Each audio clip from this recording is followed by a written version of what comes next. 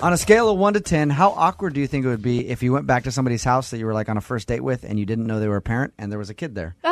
12. That's kind of what happened to Mike. Mike emailed us. Mike, what's up? How are you? Hey, what's up, guys? Mike's email said that he met this girl, Scarlett, on a dating site. Didn't mention that she had a kid, and then you went back to her place and you found that she was a mom. Right. It's kind of a big thing to leave out of your dating profile. Right. Did you think you were going back to her house to get lucky? I mean, I met him at the beginning of the date, but... Oh, okay. It was like when you went to go pick her up or whatever? I see. Right. Okay, so tell us a little bit about the date and about Scarlett. I mean, she's awesome. It kind of just freaked me out at the beginning to meet the kid because she said nothing on her profile about having a kid, and then all of a sudden there's this 4-year-old here. Were you upset that she kept that information from you? I mean, yeah, I guess so, but I could kind of understand, she probably, doesn't get a whole lot of dates if she puts that on there, Well, and not to mention that, I mean, it's not her kid that's dating. Right. What'd you do on your date? We just went out to dinner. I had to have her back by 9 for the babysitter. Right. Have you ever dated a mom before? That's first. What did you like most about her? She's got an awesome sense of humor. She's really beautiful. I mean, she's gorgeous. And I felt like I walked away thinking, that girl's great. And, maybe I could look past this whole kid thing. That says a lot to Well, some I don't know guys. if you want to put it that way. Well, It may not be the best way to put it to her. But it's the truth. I mean, that's the way it is when you're a dude and you show up and you're like, oh, she has a kid. Okay, how much do I like her? Did you guys... Just being honest. Did she talk a lot about being a mother on your date? I mean, a little bit, yeah. She brought him up a couple times. So when you dropped her off, how did the date end? She gave me a hug. Did everything seem cool? Like it seemed like she wanted to go out again? It felt like we had a good connection, yeah. I thought that we would have had a second one. Yeah. I mean, she's gorgeous. So it's like, I really wanted to connect with her. She's beautiful, so by the end of the date, you were ready to be a dad. Yeah, exactly. I mean, yeah. Is there any... Yeah, basically you're right, Lydia. Is there anything that happened on the date that you think went wrong and she wouldn't want to go out with you again? I mean, I can't really think of anything except for the fact that when we were at her house just getting to know each other, I asked for a glass of water, and I don't know if I was nervous or whatever, but it slipped out of my hands and it cracked on the kitchen floor. Oh. And she was super cool about it, but, I don't know. The only thing you can think of is you broke a glass. I felt like an idiot. I felt like a klutz. How dare you? Breaking dishes? Enter a single mother's house and then ruin her dishes like that. I don't know. I have trouble thinking that would be that big of an issue. Yeah, especially with a kid. I mean, they break everything. All right. Yeah. We're going to play one song, come right back, call her, and get your second date update, okay? Okay. All right, man. Hang on. Moving 92.5. Brooke and Jubal in the mornings. Second date update. All right, if you're just tuning in for the second part of the second date update, Mike is trying to get a hold of a girl named Scarlett. He met her on a dating site. Didn't know that she was a single mom. When he showed up to her house, found out she had a kid. Not really a big deal for him. The only thing that Mike can think of that went wrong on the date is that he broke a glass when he asked for some water at her house. That's still the only thing you can think of, Mike. Yeah, that's really the only thing I could think of, and I felt like a total idiot klutz. I didn't want to make a bad impression on her. I mean, Right. she was right off the bat, she was just stunning, and I didn't want to, Yeah. Well, I mean, if I'm ever around anybody and they break any sort of dishes or anything around me, I won't talk to them again. It's just a complete turnoff. You'll file a police report. Yeah, absolutely. I don't hang out with that kind of riffraff, and I wouldn't blame Scarlett for doing the same. No, I'm just kidding. It does say a lot that she trusted you to invite you into her home when she had never met you before. I think that's quite a Especially with a kid involved. leap sure. of faith on her part. Yeah, we've been talking online for about 3 weeks, so we had a good connection, relationship going on. you Right. know. Okay, well, I'm going to call her right now, get her on the phone. Feel free to jump in on the conversation whenever you want, okay? Okay, thanks.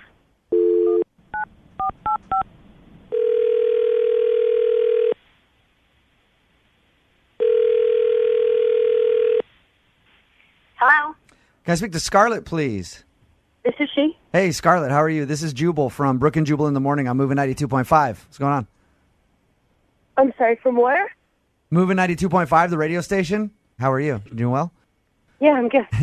I'm calling you because I wanted to talk to you about a mutual friend that we have. Oh, is everything okay? You recently went out on a date with a friend of mine. He'd like to went out with you, but you haven't called him back, and he's curious if he did something wrong.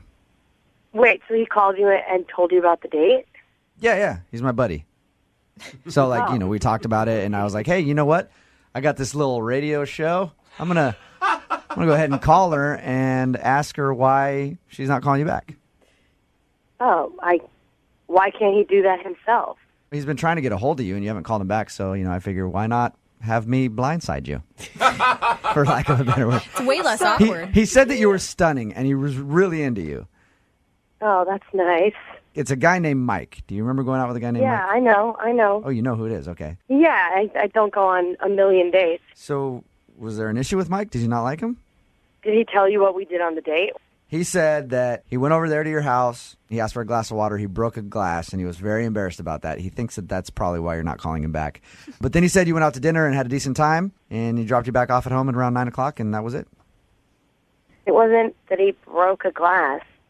He said, oh, loudly in front of my 4-year-old son, and now my son won't stop saying it. I mean, he's not ready to be around kids. No. That makes sense. So he swore when he dropped the glass? He didn't just swear. He scream swore, and now my son is going to his playgroup and saying, oh, So, no. Scarlett, did you say anything to him to try to correct him? Well, I was, like, in shock because my son probably hadn't heard that language before, and I was like, okay, it's okay, it's okay. I tried to just kind of brush it under the rug, and my son is like a sponge. He does everything he sees and says everything he hears. So you think he's a bad influence because of one word? Because of screaming one word within 10 minutes of meeting my son, I don't think he's a great influence. Hey, Scarlett, Yeah. I should tell you that Mike is on the phone and just heard everything you said. Mike, What?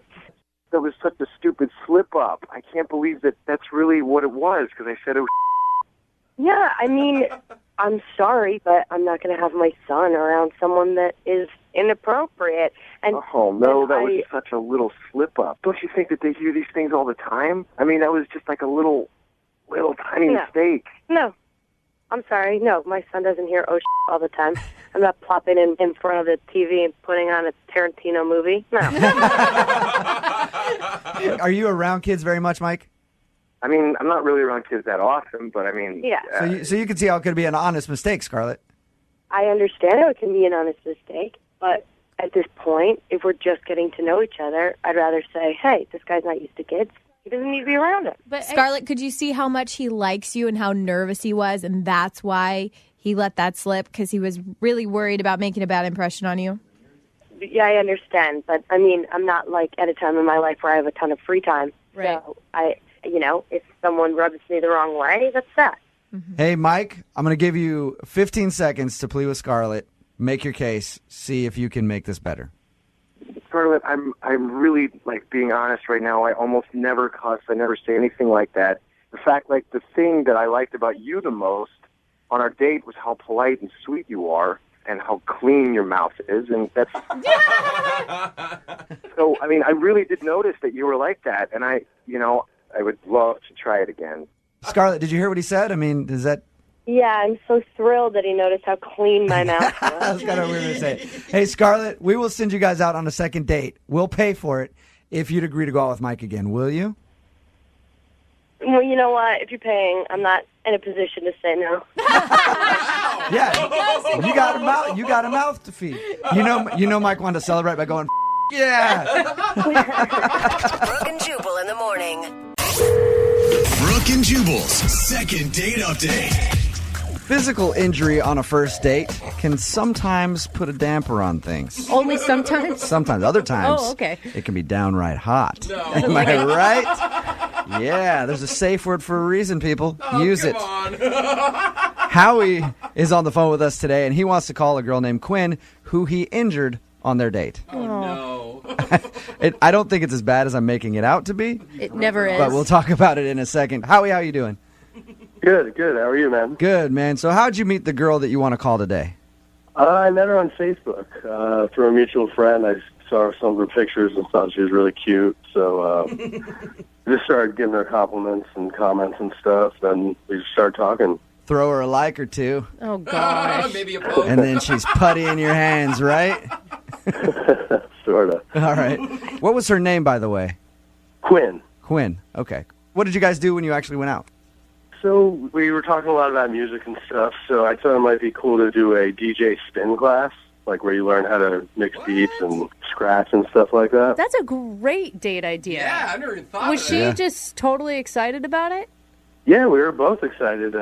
It just ended up being a lot harder than we thought it would be. Can I be honest with you? When I read your email, and it's because you said in there DJ spin class in your email, I was thinking spinning bikes. Could Like you you guys Like went, a spin class? yeah, Like they went to like an you guys exercise went exercising together, and there was a DJ. There's a live DJ there? Yeah, that's your idea is way better than what I pictured. Okay, That would be a terrible... yeah, that would be bad. So how was the DJ class?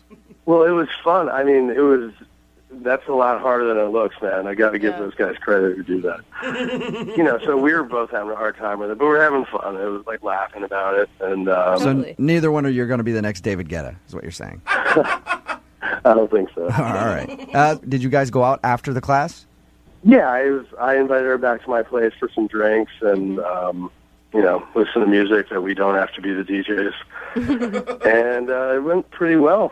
We started making out after a while, and suddenly out of nowhere, she pulls away and runs to the bathroom and came back, and she was, like, blotting her face with a tissue. What? Like, apparently my stubble gave a rug burn on her nose. Oh, She started bleeding. She was bleeding because you have facial hair. I've had that happen. It happens. No, seriously. Yeah, it does. It's gross. I hugged my dad once, and same thing happened. I was like, ow, man, what's wrong with your face But right now? blood? Wow, how Like, hard did you hug your dad? Jeez. I hadn't seen him in a while. I've had that happen. I've been making out with a girl, and it's literally like giving her like a rash. So it does happen. Oh my God, you guys are so aggressive. Be a little bit gentler with these women. Yeah, I mean, it was definitely a pretty aggressive makeout, and I had no idea what was happening. And, once I saw she was bleeding, I felt horrible about it. Sorry about your nose. I still cannot believe that. It's your fault for Yeah. being a good kisser. sorry about being such a man with this aggressive 5 o'clock shadow. What'd you say to her when she came back and her nose was all messed up from making out with you? Well, I was, like, really sorry about it, and she was cool. I mean, she took it in stride. We kind of laughed about it. She was really down to earth. She didn't seem like she was mad at me or anything. She didn't seem embarrassed by it or anything? Yeah, I mean, she seemed embarrassed. I don't blame her. She had tissue on her nose. She was bleeding. But, overall, we had a good date. She let me kiss her on the cheek on the way out. Did you guys make plans to go out again? I asked her if she wanted to hang out again. She said, yeah, sure. We didn't make plans right then, though. Well, yeah, you got to let the nose heal before she can go out again. How many times have you tried to get a hold of her since that night? I texted her twice. First time, just kind of trying to be cute, asking about her nose, and didn't hear anything. And then I tried her again, just to be like, hey, what's up? And nothing. Have you Text her a picture of Rudolph. Poor thing. Just rub it in. So you haven't heard a word from her since your date? Nope. And have you asked your mutual friend that you guys both know on Facebook if she said anything about your guys' date? I haven't asked her. I didn't. I mean, I just thought that might be kind of weird. Yeah. So just start So bugging different. people about it. Hey, Did she talk to you yet? what's up with Quinn? Why isn't she calling me back? I need to know. All right, well, we'll play a song, come back, call her, and get your second date update, okay? Sounds great. Moving 92.5. Brooke and Jubal in the mornings. Second date update. Howie is on the phone with us, and he wants to do a second date update today for a girl who he met on Facebook. They went out to a DJ class, went back to his house, and ended up making out for a while Yeah. until she got a rug burn on her nose from his stubble and started to bleed. We're about to call her right now and see if that's the reason that she's not calling him back. Howie, I was thinking about it, and let's see. So you injured her physically within about 2 hours of your time together. I'm guessing she's probably not calling you back because she's just waiting to serve you with legal papers. That's what I think. I hope not. Wait, was she into the makeout session? Because it just seems a little aggressive if you're making her bleed off of some stubble. She seemed into it. I mean, everything seemed to be going well until that one moment. Yeah. All right, cool. Well, we're going to dial the phone number right now, get her on the phone, and see if that's the reason she's not calling you back, okay? Cool. All right.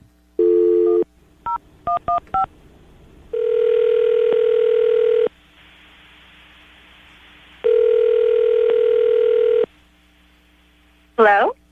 Hi, can I speak to Quinn, please? This is Quinn. Hey, Quinn, how are you? This is Jubal from Brooke and Jubal in the morning. Sorry, can you say again? This is Jubal from Brooke and Jubal in the morning. What is that? It's a radio show. We do a segment on our show called the Second Date Update. Uh-huh. It's where if you go out on a date with somebody and then don't call them back after, we get you on the phone to ask why. I don't know. I don't understand what you're talking about exactly. You recently went out on a date with one of our listeners, and they emailed us about you because you haven't been returning any of their phone calls or text messages. Who did that? His name is Howie.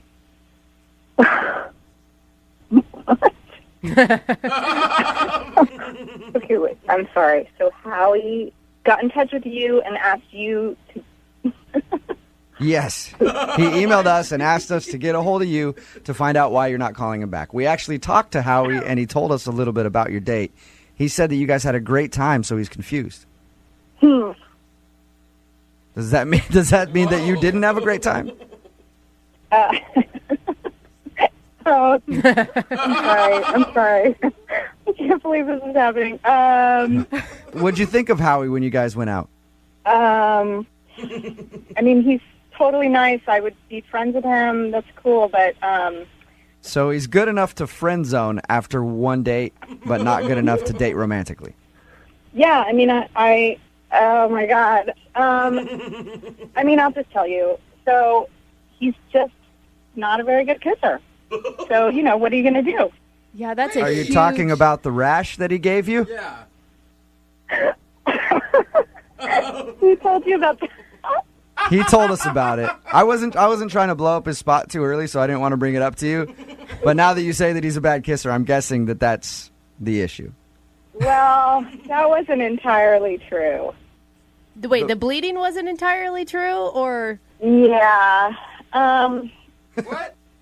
Well, he's like really wet and sloppy kisser, like all at once, like a washing machine, like sucking on my face. So it's just really drooly and slobbery and gross. I mean, honestly, I've like never had that experience, and I really didn't know what to do. It was like a lot and kind of gross. So I went into the bathroom, and I was just like, how do I get out of this? So I was sitting there, and I saw that he had a loofah. Saw that he had a what? A loofah? A loofah, like a shower thing? Yeah, like a rough sponge thing. Okay. So I rubbed it on my nose. No. Like, What? and I You gave yourself a rash on your nose from his loofah? Mhm. Are you serious? I didn't know what to do. It was the only way I could think of getting out of it. Are you being serious right now? I know. I'm not proud of it. I mean, Have you ever had a rash like that from making out before, or that's just something that came to you? I had a roommate who did. Okay. Why And would so you drew on the experience of your roommate and took his loofah, rubbed it on your nose until it started to bleed so that you could say he gave you a rash so he didn't have to kiss you anymore. Why didn't you just say, I have to go? Like, why would you ever do something like that? Well, honestly, like, it was going well until then, and he knew I didn't have anywhere to go. It would have been so weird. I didn't know what to do. I didn't know how to get out of there. How As long- weird as what you did, I don't think so. I was desperate. How long did it take for your nose to heal? I still have a little stab on my nose. Oh, my God. So it's been like over a week that you've damaged your nose to get out of a date with this guy. Yeah, it's not one of my most proudest moments. That my is God, girl. amazing. Escape Quinn, artist. thank you for being honest with us. I appreciate it. Oh, my God, I can't believe I said that. Now I feel like I must be honest with you and let you know that Howie is actually on the other line listening. What? Yeah, I feel like I owe you that. Hey, Quinn. Oh, my God. Geez, I don't know what to say here. I've never had any complaints about my kissing in my entire life. Yeah, Howie, she didn't just complain about it. She damaged her body to not kiss you. I don't even know what to say. I don't know what to say either. Well, you just said it, I guess. Yeah, I think actions speak louder than words here. This is so crazy to me. I really didn't want you to know. I mean, I'm sorry. I mean, was I really that bad of a kisser? I don't know what else to tell you. You know the story now. Quinn, there has to be something. I mean, I've made out with some pretty bad kissers before, and you can kind of maybe coach them a little bit. Well, I mean, I guess some girls are into that, and I'm not, so maybe we could... I mean, I can't imagine it's like what was natural to him, so... Yeah, I mean, you guys just might not match up kissing-wise. Oh, my It's a thing. I wouldn't want to have to sit down and coach somebody on how to kiss, but I also would not take sandpaper to my nose in order to get out of kissing them. I would just stop. Well, Quinn, I would love to see if you'd like to go out on a second date with Howie. We'll pay for a second date if you'll go out with him again. Oh. Yeah, try another kiss. What? You have to kiss at the end of it, though. If you don't kiss at the end of it, I'm not paying for it. I don't know if I can go through that again. Hey, if you give me a second chance, I'll lay off the wetness of the kisses. What? Oh, my good Lord. That's a weird way to put it, Howie. Yeah, awkward. But Quinn, would you be interested in going out with him again if he lays off the wetness of the kisses? Well, I did have a good time. So, I mean, if he can reduce the amount of body fluids, I mean... Are we still talking about kissing here? Yeah, this is taking a weird turn.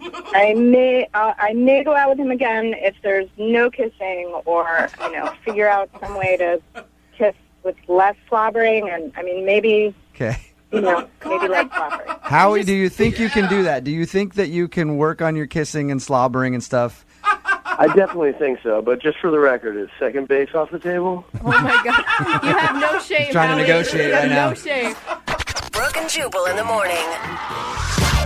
Text message in at 78592 about today's second date update. It says, I like an aggressive makeout session, and I've had many chin and nose rashes as a result. Happens all the time, but never self-inflicted. It's Brooke and Jubal in the morning. I'm moving 92.5. If you missed the second date update, Howie wanted us to call this girl named Quinn. When they were making out, she got a rash on her nose, and it started to bleed. And he thought that was the awkward thing that happened on their date. But when we called her, we found out she just didn't like the way that he was kissing. So she gave herself a rash in the bathroom with his loofah. Which I wouldn't touch a stranger's loofah with a 10-foot pole. Yeah, we got a text in, too, at 78592. It says, disgusting. I would never use a stranger's loofah on my face. That's worse than sloppy kisses. I agree. A lot of people are texting in, too, saying there's kissing workshops that this guy could go to. I've given a lot of rashes with my stubble. Are you being serious? Yeah, Like, for sure. don't you If you don't think shave a that's- lot, I have very coarse hair. And so if I know I'm about to make out, I'll shave beforehand. But have you ever been on a date that a kisser is so bad you injured yourself to get out of it? No.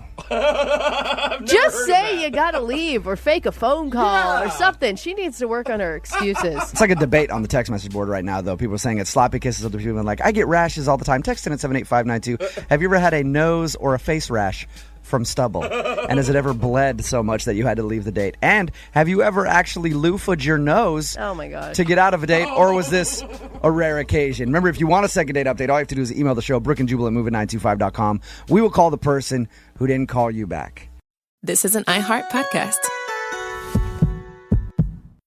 Hey, I'm Jay Shetty, and I'm the host of the On Purpose podcast. Recently, I had the honor of sitting down with the iconic Kris Jenner. Even if one of your children has been through something really difficult with their partner or an ex-partner, you still love them as part of the unit and the family. These are the fathers of my grandchildren, and that love doesn't go away when we experience really challenging times with them. Listen to On Purpose with Jay Shetty on the iHeartRadio app, Apple Podcasts, or wherever you get your podcasts. I'm Robert Smith, and this is Jacob Goldstein, and we used to host a show called Planet Money. And now we're back making this new podcast called Business History, about the best ideas and people and businesses in history. And some of the worst people, horrible ideas, and destructive companies in the history of business. First episode, how Southwest Airlines used cheap seats and free whiskey to fight its way into the airline business. The most Texas story ever. Listen to Business History on the iHeartRadio app, Apple Podcasts, or wherever you get your podcasts.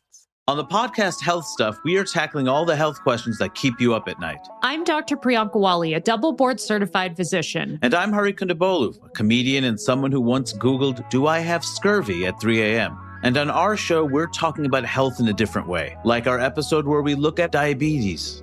In the United States, 50% of Americans are pre-diabetic. How preventable is type 2? Extremely. Listen to Health Stuff on the iHeartRadio app, Apple Podcasts, or wherever you get your podcasts. What up, y'all? It's your boy, Kev on Stage. I want to tell you about my new podcast called Not My Best Moment, where I talk to artists, athletes, entertainers, creators, friends, people I admire who've had massive success about their massive failures. What did they mess up on? What is their heartbreak? And what did they learn from it? I got judged horribly. The judges were like, "You're trash. I don't know how you got on the show." Check out Not My Best Moment with me, Kev on Stage, on the iHeartRadio app, Apple Podcasts, YouTube, or wherever you get your podcasts. Thanksgiving isn't just about food. It's a day for us to show up for one another. It's okay not to be okay sometimes and be able to build strength and love within each other. I'm Elliot Connie, host of the podcast Family Therapy, a series where real families come together to heal and find hope. I've always wanted us to have therapy, so this is such a beautiful opportunity. Listen to Season 2 of Family Therapy every Wednesday on the Black Effect Podcast Network, iHeartRadio app, Apple Podcasts, or wherever you get your podcasts. First Date Follow-Up. Powered by the Advocates Injury Attorneys. Online at advocateslaw.com. Hunter is on the phone today for a first date follow-up, and he's getting ghosted by a woman named Carrie. So in a few minutes, we'll call her and see if she'll tell us why she's ghosting him and maybe get him a second date. But first, Hunter, how long has it been since you heard from Carrie? It's been like 2 weeks. Okay. 2 weeks is a long time. You stressing? Yeah, I mean, 2 weeks is an eternity, I feel like, in this sort of situation. Yeah. Have you tried to reach out to her? Yeah, of course. It's not like I was just waiting for her to make the next move. Okay. Texted, called. And you've heard nothing back? No, absolutely nothing. Well, why don't you tell us about the date? We did this like artisan pretzel making workshop, Oh, that's cool. These dates are getting good. Right. I thought so. Flour everywhere. We're wearing those weird, crazy hipster aprons, and, everyone's pretending the dough has emotions, Okay. All right. It was fun, man. Kind of had a little mishap with the dough, and I think that's possibly what might have gone awry. Well, what happened with the dough? What kind of dough mishap? Sort of kind of hit her in the face with it a little bit. Just a little. On purpose?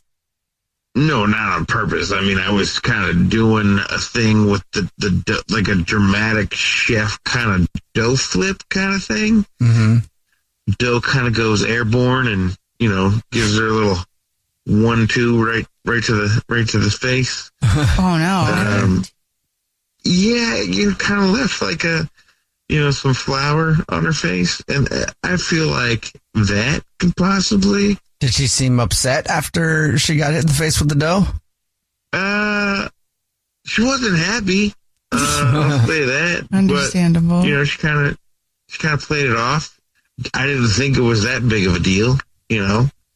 I think we're okay. Like I was like, "Are you okay? Do you have a dough allergy?" And she was like, "No." She laughed it off and said, "I didn't sign up to be assaulted by carbs."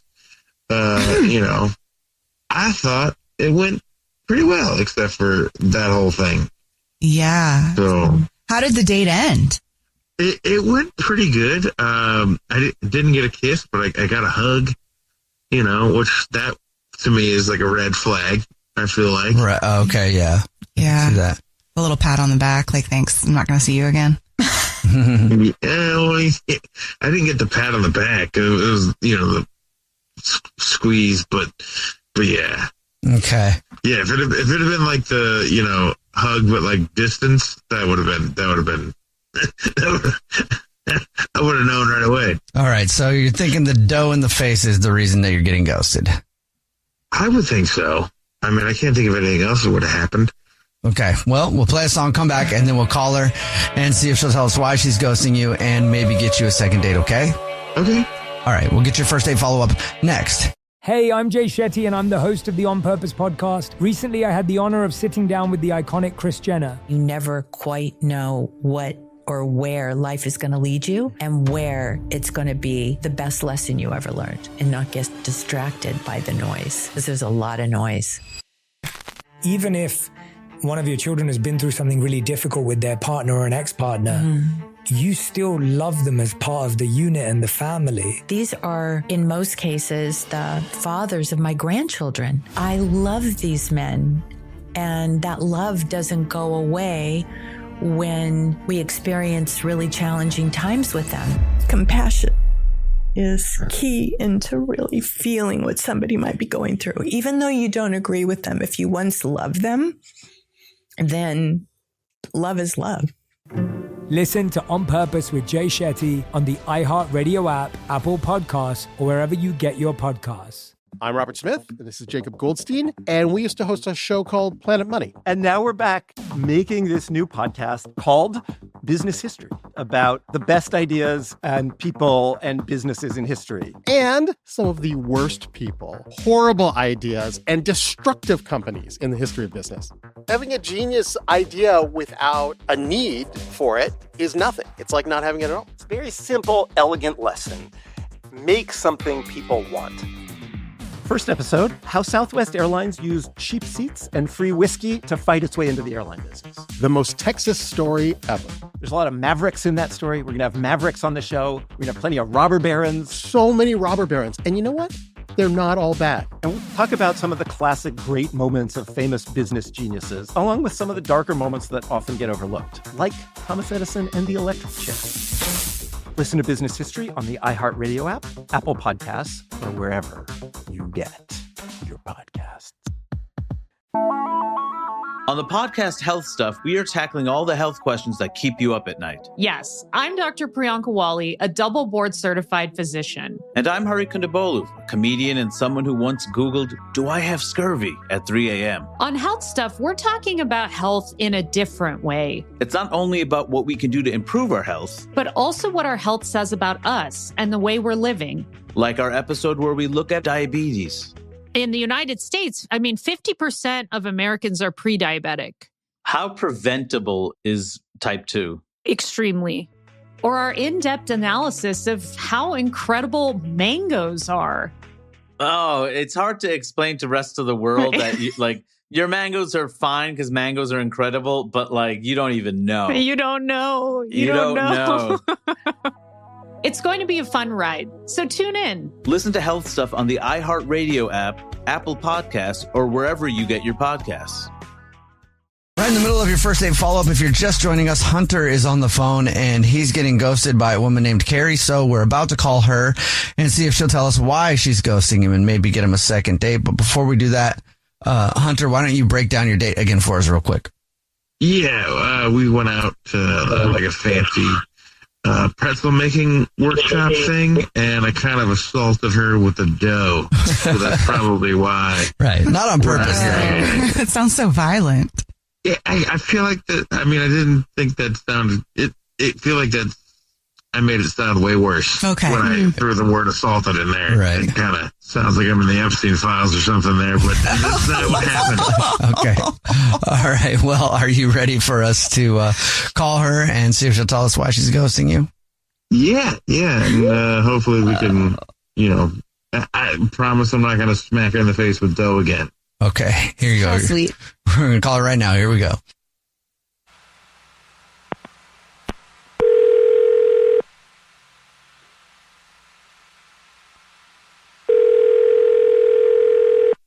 Hello? Hi, may I speak to Carrie, please? This is she? Who's this? Hey, Carrie, how are you? This is a radio show. It's called The Jubal Show. Hi, I'm Nina. Hi, I'm Victoria. And my name is Jubal. How are you?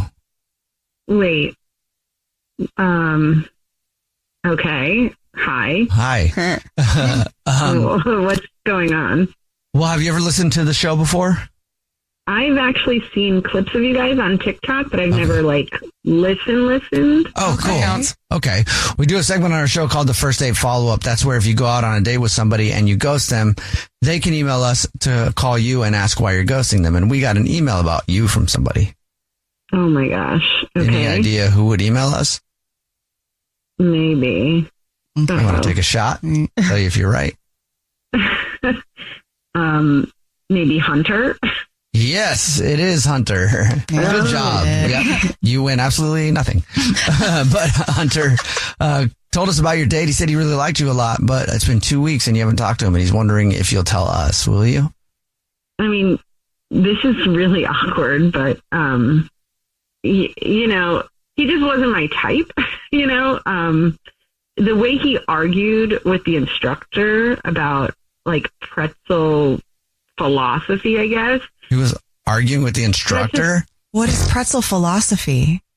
Yeah, he had a lot of pretzel knowledge, and that moment kind of stuck with me, but not in a good way. Okay, he didn't tell us anything about any argument with any instructor or anything like that. Mm-mm. Oh, he's very into his pretzels.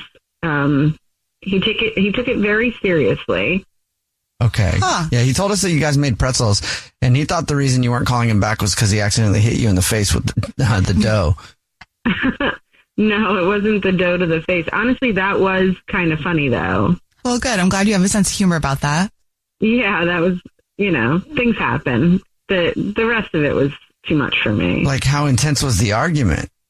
He just was correcting the instructor quite a bit, and a little judgy of the instructor. I mean, I thought we were just coming to make pretzels and have a good time. I didn't know it was like a Food Network, we're trying to win a competition kind of thing. Okay. Okay. How did the instructor take it? I think the instructor was kind of taken back because I don't think a lot of people take a pretzel course and drill the instructor. You know what I mean? Right. So I'm sure that he was not used to that. For me, that's a big red flag. I mean, people who argue with servers, you're going to argue with someone who's teaching you how to make pretzels. I just can't deal with that. I need someone who's a little bit more easygoing. So that's just a red flag for me. I just can't have someone that's that uptight, especially about something as simple and as fun as pretzels should be. Sure. Okay, well, thank you for telling us. And Carrie, I'll also let you know that Hunter is on the phone and wants to talk to you. Wait, he's here now? Yeah, he is. Hey. Hi. Okay. I mean, I just think it's a little ridiculous what you're saying. It's just a little debate.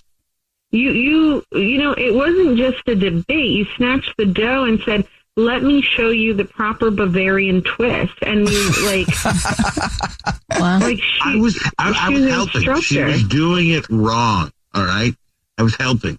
I mean, you called her salt scatter chaotic. You were very judgy. You said pretzels are heritage, not a free for all. That's literally something you. They are heritage. They are. Dough has a memory. It does? I mean, this is just ridiculous. I mean, you were just waving the pretzel around like crazy. I can't.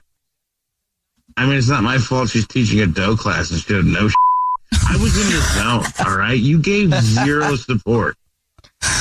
I mean, we were taking a pretzel course. I mean, I didn't know I had to back you up in pretzels. I thought it was just supposed to be fun. I didn't know you were going to need to tag me into your argument about a pretzel. This is pretzels that we're talking about.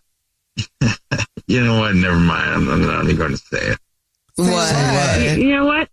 No, I will. If your pretzel twisting's anything like your life twisting, trust me, nobody wants that. Whoa. Wow. Okay. I mean, I said it.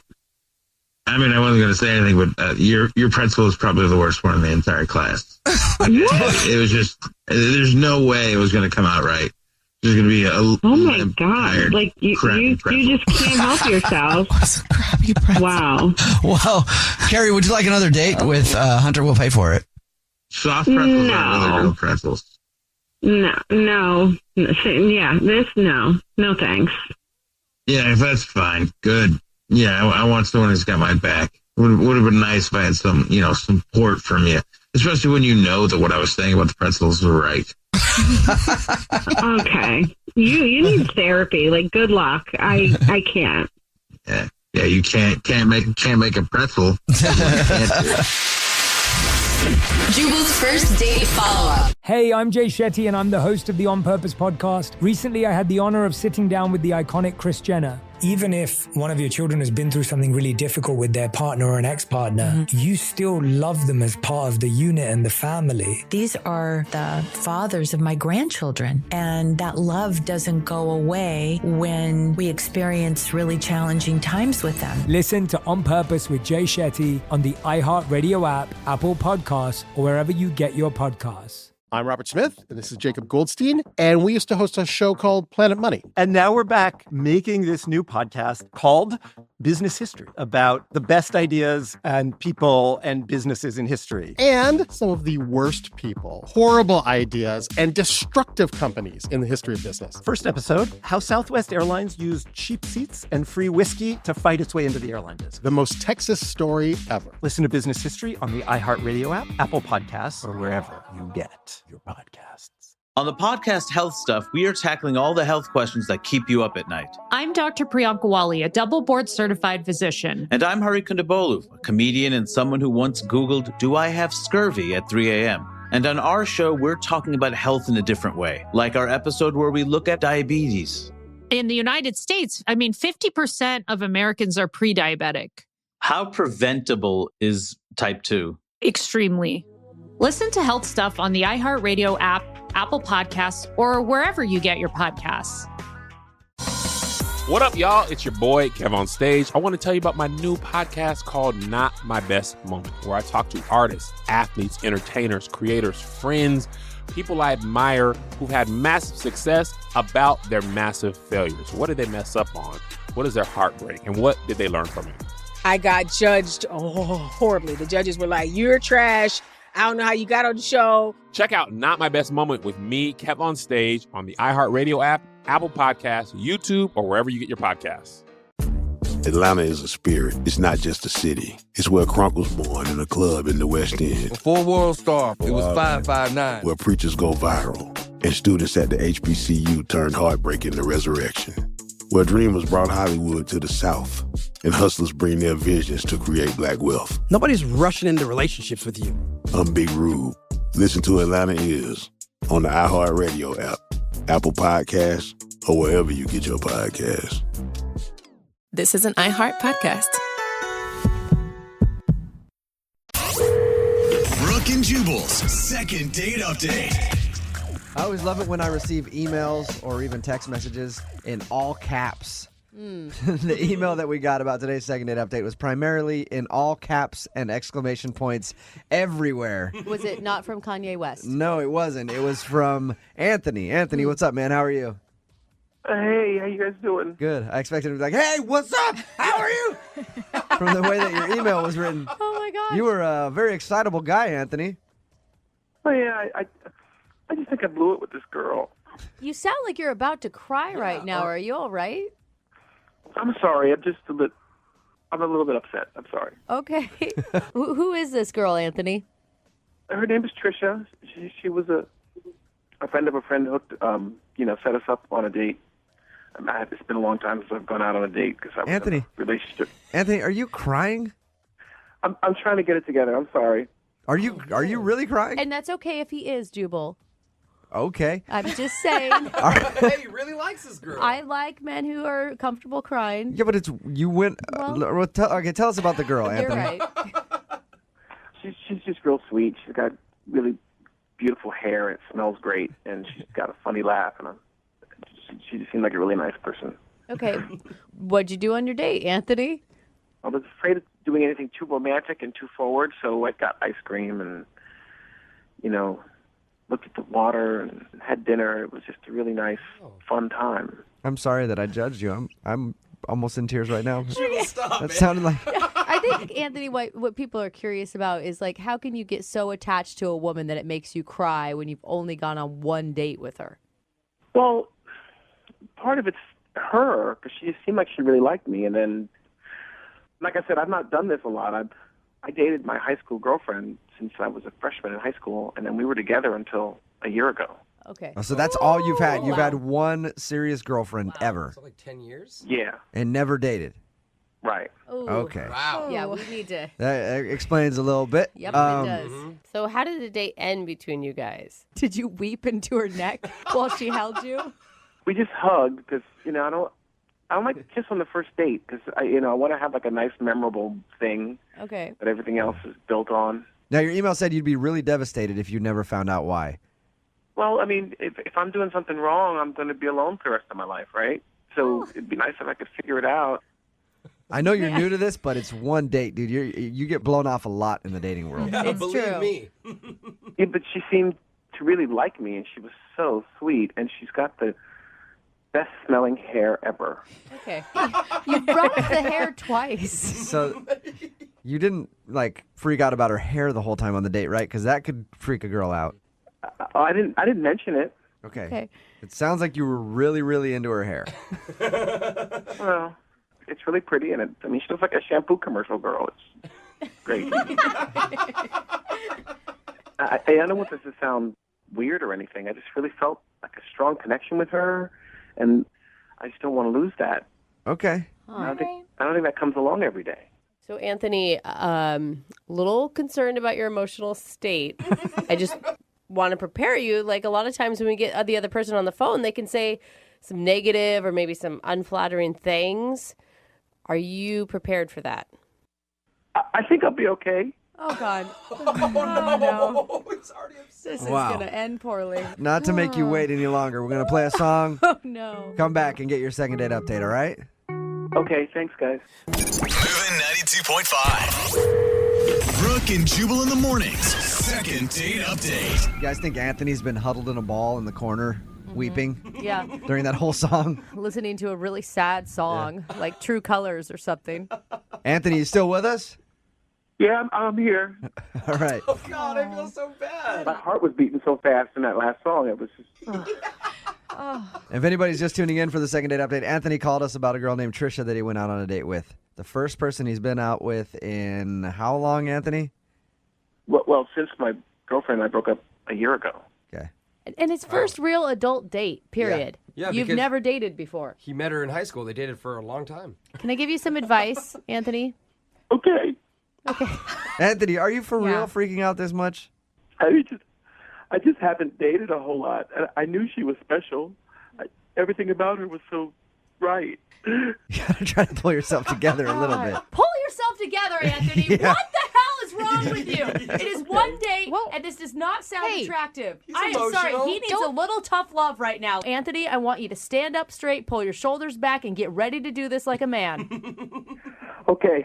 All You never right. know. Anthony could have met the love of your life that night. This is very important, Anthony. Okay, Jubal, What? we just went through a whole power him up thing. I know, but I just want to let him know how important this thing is, and he should be very nervous. Stop. No. I am nervous. I know, Anthony. I know. You're an emotional dude. I get it. But put your phone on mute if you start to, hyperventilate or cry. Okay, I can do that. All right. Anthony, you still there? I'm here. All right, I just want to make sure you didn't pass out.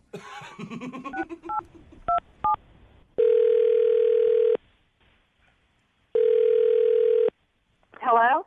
Hi, I was looking for Trisha. This is she. Hey, Trisha, how are you? This is Jubal from Brooke and Jubal in the morning. I'm moving 92.5. Hi. How's it going? Good. You recently went out with a friend of mine. I did? Yeah. His name is Anthony. You remember going out with a guy named Anthony? I do. How is he? Wait. Okay, you're on the radio and he's your friend. I'm on the radio, so I have lots of friends. Oh, God. Yeah, and Anthony happens to be one of them. Okay. And he said that he really enjoyed the date with you and thought that you guys were going to go out again, but you haven't called him back or responded to any of his messages or voicemails or any of that. So I wanted to call you and ask if he did something wrong on the date. That's just weird that he's having you call for him, but he did have a really great time on the date. That's true. He did? Did you not have a good time then? I mean, I had a good time, but I think that Anthony had a really good time. Like, Was he just too eager on the date? well, it wasn't really on the date. It was afterwards. What do you mean? He tweeted like 5 times about our date within like 2 hours. Oh. So what? He went back after your date and just started tweeting about it? Yeah, he was like, he tweeted, "Lonely no more, most amazing date of my life." Oh, my God. Points. Oh, that's awesome. That is horrible. What were you? Well, wait, it gets better. It was like, is this what love really feels like? With exclamation points and question marks. Are you scared at this point, Trisha? I mean, yeah, especially, okay, how about this one? At last, my love has come. And he did, in parentheses, put Etta James. No! Oh, no. Really? He's quoting Etta James on his Twitter feed. No. Trisha? Yeah. I should also let you know that Anthony is currently on the other line right now listening to this conversation. Are you serious? Hi. Oh, God. I'm sorry if it creeped you out a little bit. I mean, I was just trying to make a really nice evening for you, and This is so awkward. It's amazing. Oh, my God. I thought we were having fun. Okay, well, the date was very nice. You took me out on a very nice date, and it was fun. But seriously, Anthony, you tweeted, "Oh, my God, freaking out. I think I hear church bells." Oh, isn't that a romantic thing to say? I mean, isn't that what every Yeah, isn't we that were what every together for girlfriend's like about? 3 Is years. finding the right guy and getting together and living happily ever after. Are you crying? No. Oh, my God, this is a joke, right? There's no way you're crying right now. No. I think he has allergies. I think that's what it is. Trisha, Anthony's an emotional guy. Anthony needs therapy. Amen. I am sorry. Trisha, Anthony, let me help you out a little bit. Trisha, if you didn't know, Anthony just got out of a long relationship with his high school sweetheart. You're the first girl he's been on a date with since high school. Dude, be single for a while. Seriously. There's so many great things about being single. Like, go experience life a little bit before you tie by yourself myself? into a relationship. Yes, Anthony, it's okay to be single and experience things by yourself. It's actually a very fun time. You can do it. Okay. Anthony, you need to really, dating is hard and it's going to hurt. But you need to find some confidence, dude. What do you like about yourself? I think I'm charming and I'm good looking. I mean, I don't know. Yeah, Trish thought you were good looking, didn't you? Yes, he's very attractive. See, she thinks you're good looking. Okay. Now, Trish, if you could give one piece of advice to Anthony, what would it be? Yeah, stop crying. Yeah. Hey, yeah. Yeah, I mean, like, the date was really sweet. And I think that maybe if he just, the charming part of it all was very nice. But the clinginess and the, just all of a sudden feeling like you were owned by, I mean, I don't know. He needs to baby step it. Baby step. Okay. That's good advice. Anthony, you'd like to go out with Trisha again, right? Yeah, I would very much. Oh, look at Do you think you can hold it together and not be too clingy? Yes. I'll work on that. I'll be good at that. At this point, I would like to ask you if you'd like to go on a second date with Anthony. Hey. Trisha, do you want to give him another shot? We will send you guys out. We'll pay for it if you go out with Anthony one more time. I think I'd rather set him up with one of my friends. A friend that you dislike or what? If I go out with him again and this happens, then it is going to cost me something because now I'm going to be the mean girl. And I don't want to be the mean girl. Yeah. And I just feel like he needs a little bit more time to be single. Okay. All right, that's fine. Sorry, Anthony, but you got your answer and now you know. Okay. Maybe take some time to yourself, especially if you haven't dated in a while. The first girl that you go out with, you will fall for her because you'll think that she's awesome because she's something different than what you've been used to. Mm-hmm. But you need to kind of check your emotions a little bit. You mean I should not share all of myself right away? No, definitely don't. Wait till like the third date for the crying, dude. I was going to say the third year. Okay, guys, thanks for trying. Do like everybody else and save the tears for the bedroom. Brooke and Jubal in the morning. Seriously, Anthony, you tweeted, "Oh my God, freaking out. I think I hear church bells."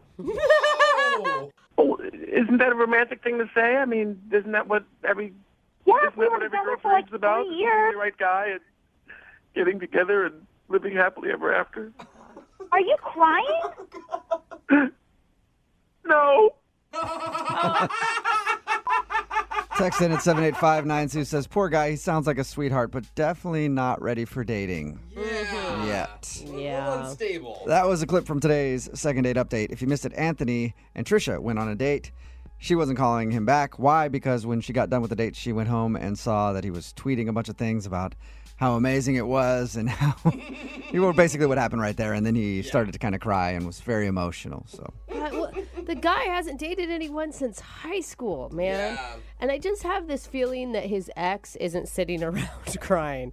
I bet she's maybe celebrating yeah, her newfound freedom, she's right? probably doing okay. Yeah. And he's not okay with No, that. he's not. And I'm all for a guy crying. I'm an emotional Absolutely. guy. I cry all the time. But that was like something's a little off with him. He is like literally bawling after one date. There's sometimes when you got to keep it together a little bit. Yes, you know? yes. Like that's time to cry in private after a first date. And that's for both genders. Yeah. Like, Yeah. nobody should be crying on a first date. It doesn't matter if you're man, you're woman, who you're dating. That's gonna what's going on. scare anybody away. Yeah. I mean, unless someone dies. I think that's the only time it's okay to cry on the first date. Yeah, no matter what. If you go out with someone and then after that they're tweeting about how it was the most amazing date experience and their heart is ready to love again and they're in tears and they can't do anything but think about you after a first date, that's probably going to scare you off. But do you know what? It doesn't scare everybody off because we just got a text in that says, "Oh, I'll go out with Anthony." Yeah. They're into it. See, some people might like that. They might both be they both be tweeting the same thing and both crying and calling each other and talking about how they've met the love of their life after one dinner date. And then I heard him on the second date, and then I just couldn't handle it. God, I mean, if they're crying after one date, can you imagine the tears after the breakup? Oh, man. It'd be really tough. Yeah. So they decided not to go out again. Well, she decided not to go out with him again. Yeah. But he'll be all right Wait. eventually. Maybe with some therapy and something. He'll be okay. He'll get through this tough time in his life. Uh-huh. Remember, if you want to do a second date update, all you have to do is email the show, and we will call the person who didn't call you back. I'm going to start today's second date update off with a line from the email that we got. Ooh. From Emma, who is on the phone with us right now. She wants us to do a second date update and call a dude named Matt. Okay. This is what her email said. If Matt proposed to me today, I would say yes. What? Whoa. Yeah, No, Emma. How are you? I'm okay. How are you? Oh, God. Good. Good morning. Now explain yourself, because I hope you can understand. It sounds a little intense. You just went out with this dude on one date, and you're already saying if he proposed to you today, you would say yes. I know. Trust me, though, it was an amazing experience. Why do you feel this way? I mean, I don't know how to explain it other than that I just felt that way, that I, looked into his eyes, and it felt like our souls were mingled. I've never had this happen to me before. I'm, not a crazy person. That was going to be my other question. If you have ever gone out on a date with a guy and been like, oh, my God, this is the one. No, I mean, I'm a passionate person, but I've never gone out with someone once and then felt like they are the person for me, and I absolutely feel that way. Where did you meet this guy? We were volunteering at the theater, passing out programs. You get to see the play for free if you pass out programs and, do usher type of stuff. And that's cool. He just asked you out, or? Yeah, I mean, we were, super obvious. It was, our, eyes met, and there was, immense electricity. There's a lot going on with this guy's eyes. The stars collided, Jubal, and it was destiny. That's how it felt. The time there, it, wasn't about what we were doing. It was just, whatever we were doing almost didn't matter. It was the whole world dropped away. And at, some point, I mentioned that if he would ask me out, I would certainly go, and then he did. You know, it sounds crazy, but I really do have a girlfriend who's been married 11 years. They have 4 kids. And the night she met her husband, before she even knew his name, she told me, I'm going to marry that guy. Yeah, I feel like when you know in your soul and heart, you know. Like, it feels undebatable. Did you tell him this is how intense you were feeling? Not directly. I mean, when we had our date, I felt like it was almost obvious. It was in the air. Like, I said that this, feels amazing, and I didn't tell him that I would marry him. Because if there's one thing guys like on a first date, it's marriage talk and soulmates. And we love that. Meant to be together. Do you feel like he felt the same way? I feel like I can't imagine that I would feel that way if he didn't feel that way. It felt like a connection. It wasn't like coming from me. It was us meeting in the middle. So how did it go? Like, what was so magical about it? What did you guys do? Oh, the date itself was normal. We had just dinner and drinks. That had nothing to do with what the date was. It was about the conversation. And my mom always told me that marriage or long-term relationships are as one long conversation. And I felt like I wanted to be in conversation with this person for the rest of my life. Okay, so you had a fun time with him and you never wanted it to end. How did it end? He walked me to my car and we were staring at each other and didn't know who was going to make the move, but we both felt like there was this magnet of electricity in between our mouths, and it was we both just moved towards each other and we kissed, and it was all of the feeling that I had for the whole night just erupted. It felt like a volcano. Did fireworks go off behind you? Because that's what I'm picturing right now. Doves just flying. All of a sudden over a lake. Yes, that's what it felt. And he said that he would call me really soon. He was joking about that he would call me immediately. And so then I waited, obviously, and the next day he didn't call, and then the next day I called him and he didn't answer, and some part of me thinks he's just scared of how intense it was. Oh my gosh. He is like that kind of feeling to me makes me want to go towards him, but I know that for some people, especially men, it can be scary to them. You're right. As a guy, when you feel that way about someone and you never felt that way, it can be a scary thing, and he could shut off. That could be what he's doing. How long has it been since you had your date? It was the day before yesterday. It was 2 days ago. 2 days. It hasn't been very long. So you emailed us after a day of him not getting back to you. I know, but I'm telling you, this was the most intense experience of my life. Okay, but you're resorting to have us call him after a day, basally. Yeah, but it wasn't a normal date, and it wasn't a normal day, and I'm in love. Whoa! Oh my God! Okay. All right, well, hey, love can't crazy, wait. But it's if a miracle happened to you. It was that. All right, this is so Emma, sweet. I want this to turn out so well. I'm serious, dude. When you find love, hey, Emma, it's all beautiful. Emma, we're gonna play a song. We're gonna come back. We're gonna call him and get your second date update. Okay? Oh, okay. Thank you. Good luck. Hang on the phone. Moving 92.5. Brooke and Jubal in the mornings. Second date update. All right, we're about to call a guy for a second date update that could either end in one of the most romantic love stories you've ever heard in your entire life, or it could end crashing and burning. Oh, with a lot of tears. And flames. Yeah. Remember, the girl that's on the phone with us right now that wants us to call a guy named Matt, Emma is her name. She emailed us and said, if Matt asked me to marry him today, I would say yes. At the end of the first part of the second date update, she actually said, I love him. It dropped the L-bomb. And it's only been a couple of days.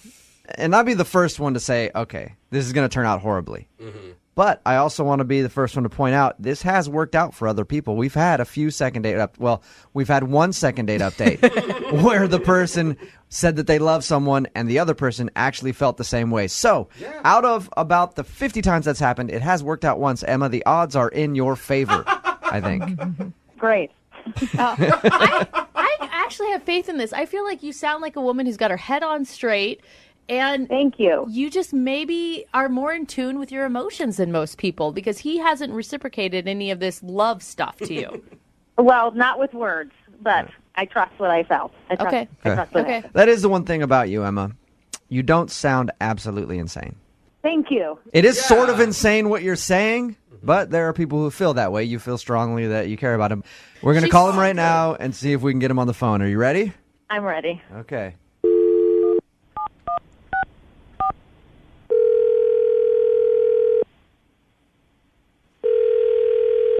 Hello. I was looking for Matt. This is Matt.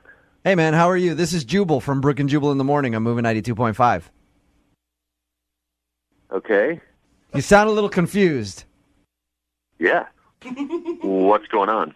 You recently went out with a listener to our show for a lovely dinner, and she feels like you're blowing her off, and you don't want to see her again, and she wants to know why. Do you have any idea who I could be talking about? I don't know. The last date I was on was a couple months ago. A couple months ago? What? Not a couple days ago? A couple days ago? No. The girl that emailed us, Emma, said that you guys went on a date like 2 or 3 days ago. Girl. Was that not a date? No. What do you... All right, that's confusing. Yeah, no, Emma said that you asked her out, and then you went on a date, and there were sparks, and you guys had a great time. You didn't consider that a date? That was definitely not a date. What? From everything she said, it sounded like a date. What was it then? Maybe she didn't tell the whole story here. Emma, we were both ushers. We were just trying to see a show for free. Yeah. And I wanted to know how long the show was because I was meeting some friends at a bar later that night. Okay. And she was like, oh, where are you going? Blah, blah, blah. We're going in here. So, okay. So the show ends, left the theater, went to the bar where my friends are, and then lo and behold, 20 minutes after I get there, Emma shows up. What? Now, at first, I didn't think anything of it. I did tell her where we were going, so, there's not a lot of bars on that street, so maybe, whatever. Okay, but to be clear, you didn't invite her to the bar. Oh, no, let's make that very clear. Oh, no. It's that... Oh, goodness. What about the kiss? She said that you guys kissed. She said that it was a great kiss at the end of the night. I mean, we were drinking for a while and talking, and I had said goodbye to my friends that I was meeting. They had already left. And she made it seem like she was really wanting a kiss. So, a gentleman. It was nothing like...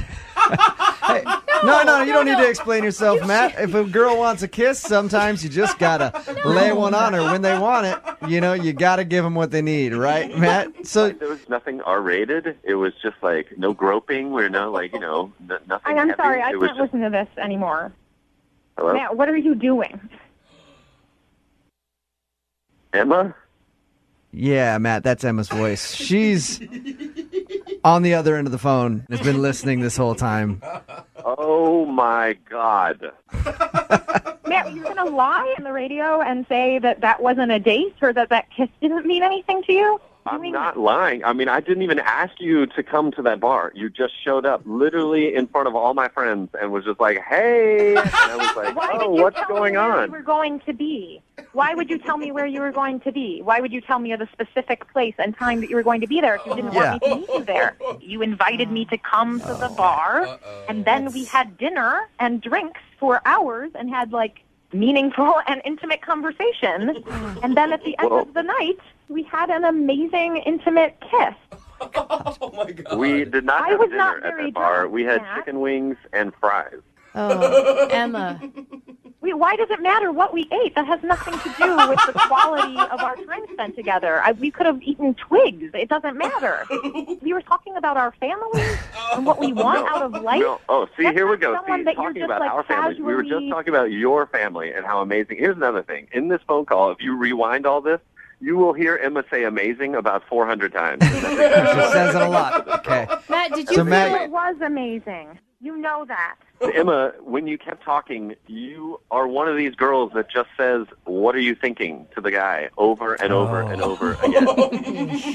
It's the worst. She's like, Matt, what are you thinking? If there's a lull in the conversation, I just ordered a drink, and she'd be like, what are you thinking now? I'd be like, I just ordered us another round. Yeah. That's what I'm thinking. Why do you care what I'm thinking?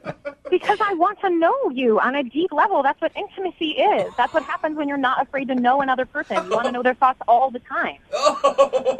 Haven't heard anything from you in a second, Matt. What are you thinking?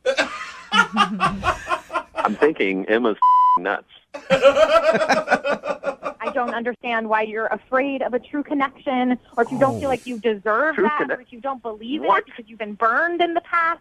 But this is a real thing that you can trust. You can trust it, man. No, I don't even know your last name. We didn't even really talk to each other. That doesn't matter. Who cares what my last name is? Emma, is there some way that you blew this all out of proportion? Absolutely not. Yeah. I know what I know. I'm not 15 years old. I've been on dates before. I know what it feels like when it's there and when it's not. And it was there in a stronger way than I have ever felt in my life. And I think that Matt is afraid of that. I will say this. I am afraid. I am not crazy. I just know what love is, and I recognize it when it happens. Okay, I can see it, and I saw it in your Emma. eyes. It's I okay. saw it, Matt. Emma, you sound very, very, very Passionate. Crazy. upset. And Yes, well, yeah. someone is telling me that an experience that was more real than anything I have ever felt. Yeah. They're pretending like that didn't happen. Okay. That would make anyone feel crazy. Well, Matt felt differently, obviously, Emma. And he has a right to his feelings. Yeah. He is pretending to feel differently, and I would love to have another chance to sit face to face and have him deny it. Okay. Facing me, looking at me. How about this? If you think your love is so strong, I'm going to ask Matt right now. Matt, would you like to go out on a second date with Emma? We will pay for it. A second date with this Emma? Yes, the Emma that's on the phone right now. Not another one. I would like to just say that I have not even known this girl for 48 hours yet, and I'm on the radio debating marriage with Yeah. Hey, love moves fast sometimes. You just got to embrace it and get on the train, Matt. So will you go out on a second date? We will pay for it. I will let that train bypass me. I'm going to get on a different train. You sure? We'll pay for You're it. making a huge I mistake, Matt. appreciate it, guys, but this is not the one for me. You know what, Emma?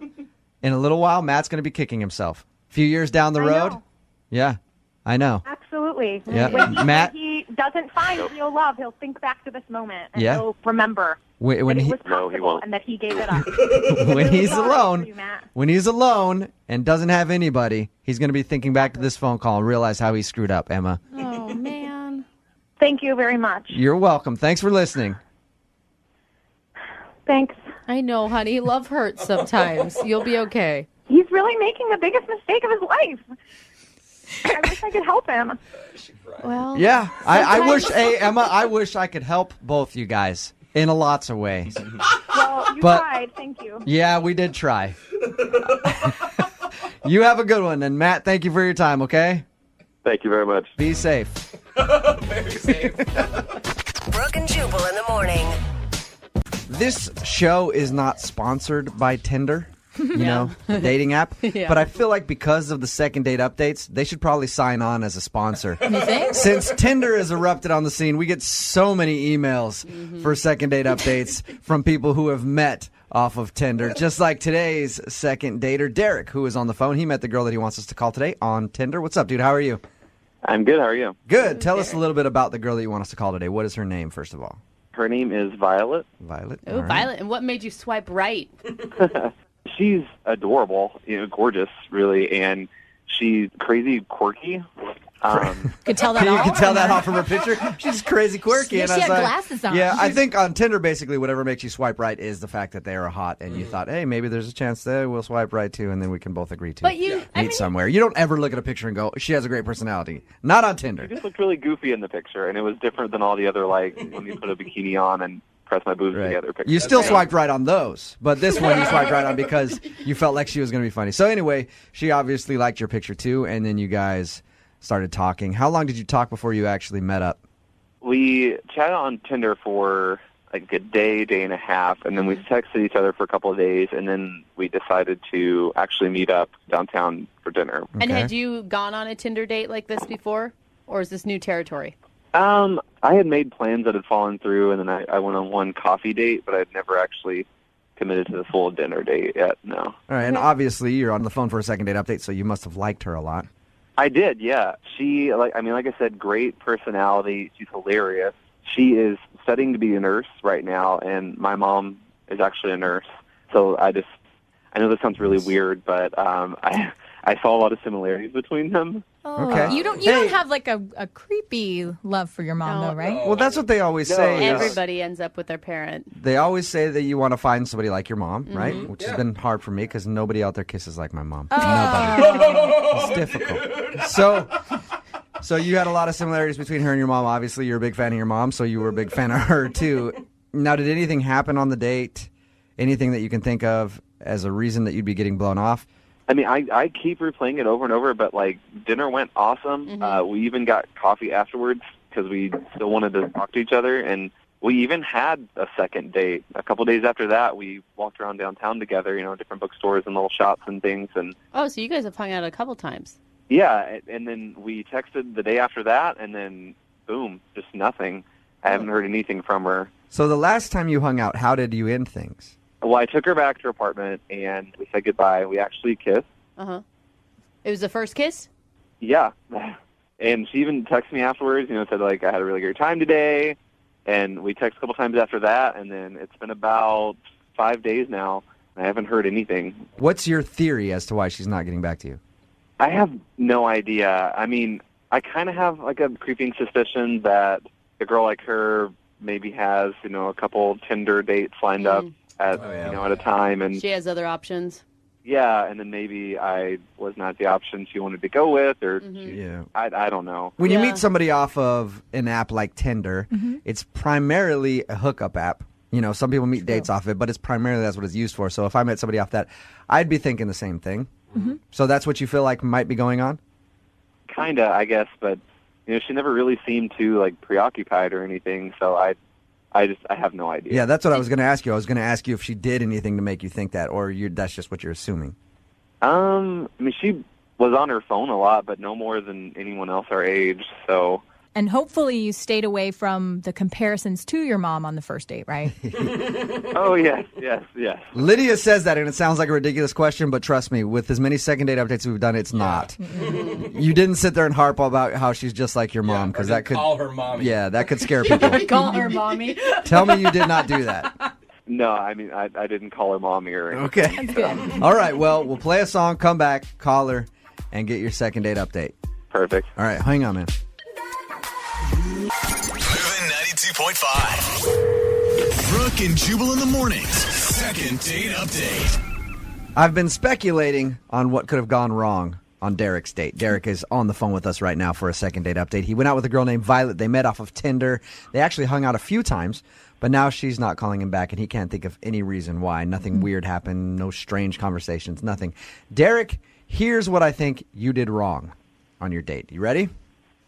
Okay. I think that the fact that you haven't made a move to try to hook up with her has made her go away. Because you met her off of Tinder, and if you meet anybody off of Tinder, you're supposed to have sex with them in the first 5 minutes of meeting them. Is that the time limit? Yeah, and you hung out with her like twice without even really doing anything. You kissed once, but that's it. Do you think that maybe you screwed yourself by trying to be a gentleman? I mean, I guess that's a possibility. I don't know. I didn't think she was that type of girl, but I mean, I guess that could be it. Just goes to show you need to change your way of thinking, Derek. Every girl is that type of girl from now on. All right, whenever you go out. All right, man. I'm about to dial the phone number right now, see if we can get her on the phone and get your second date update. Cool. Thank you guys so much. Okay, here we go. I'm going to dial the phone number right now.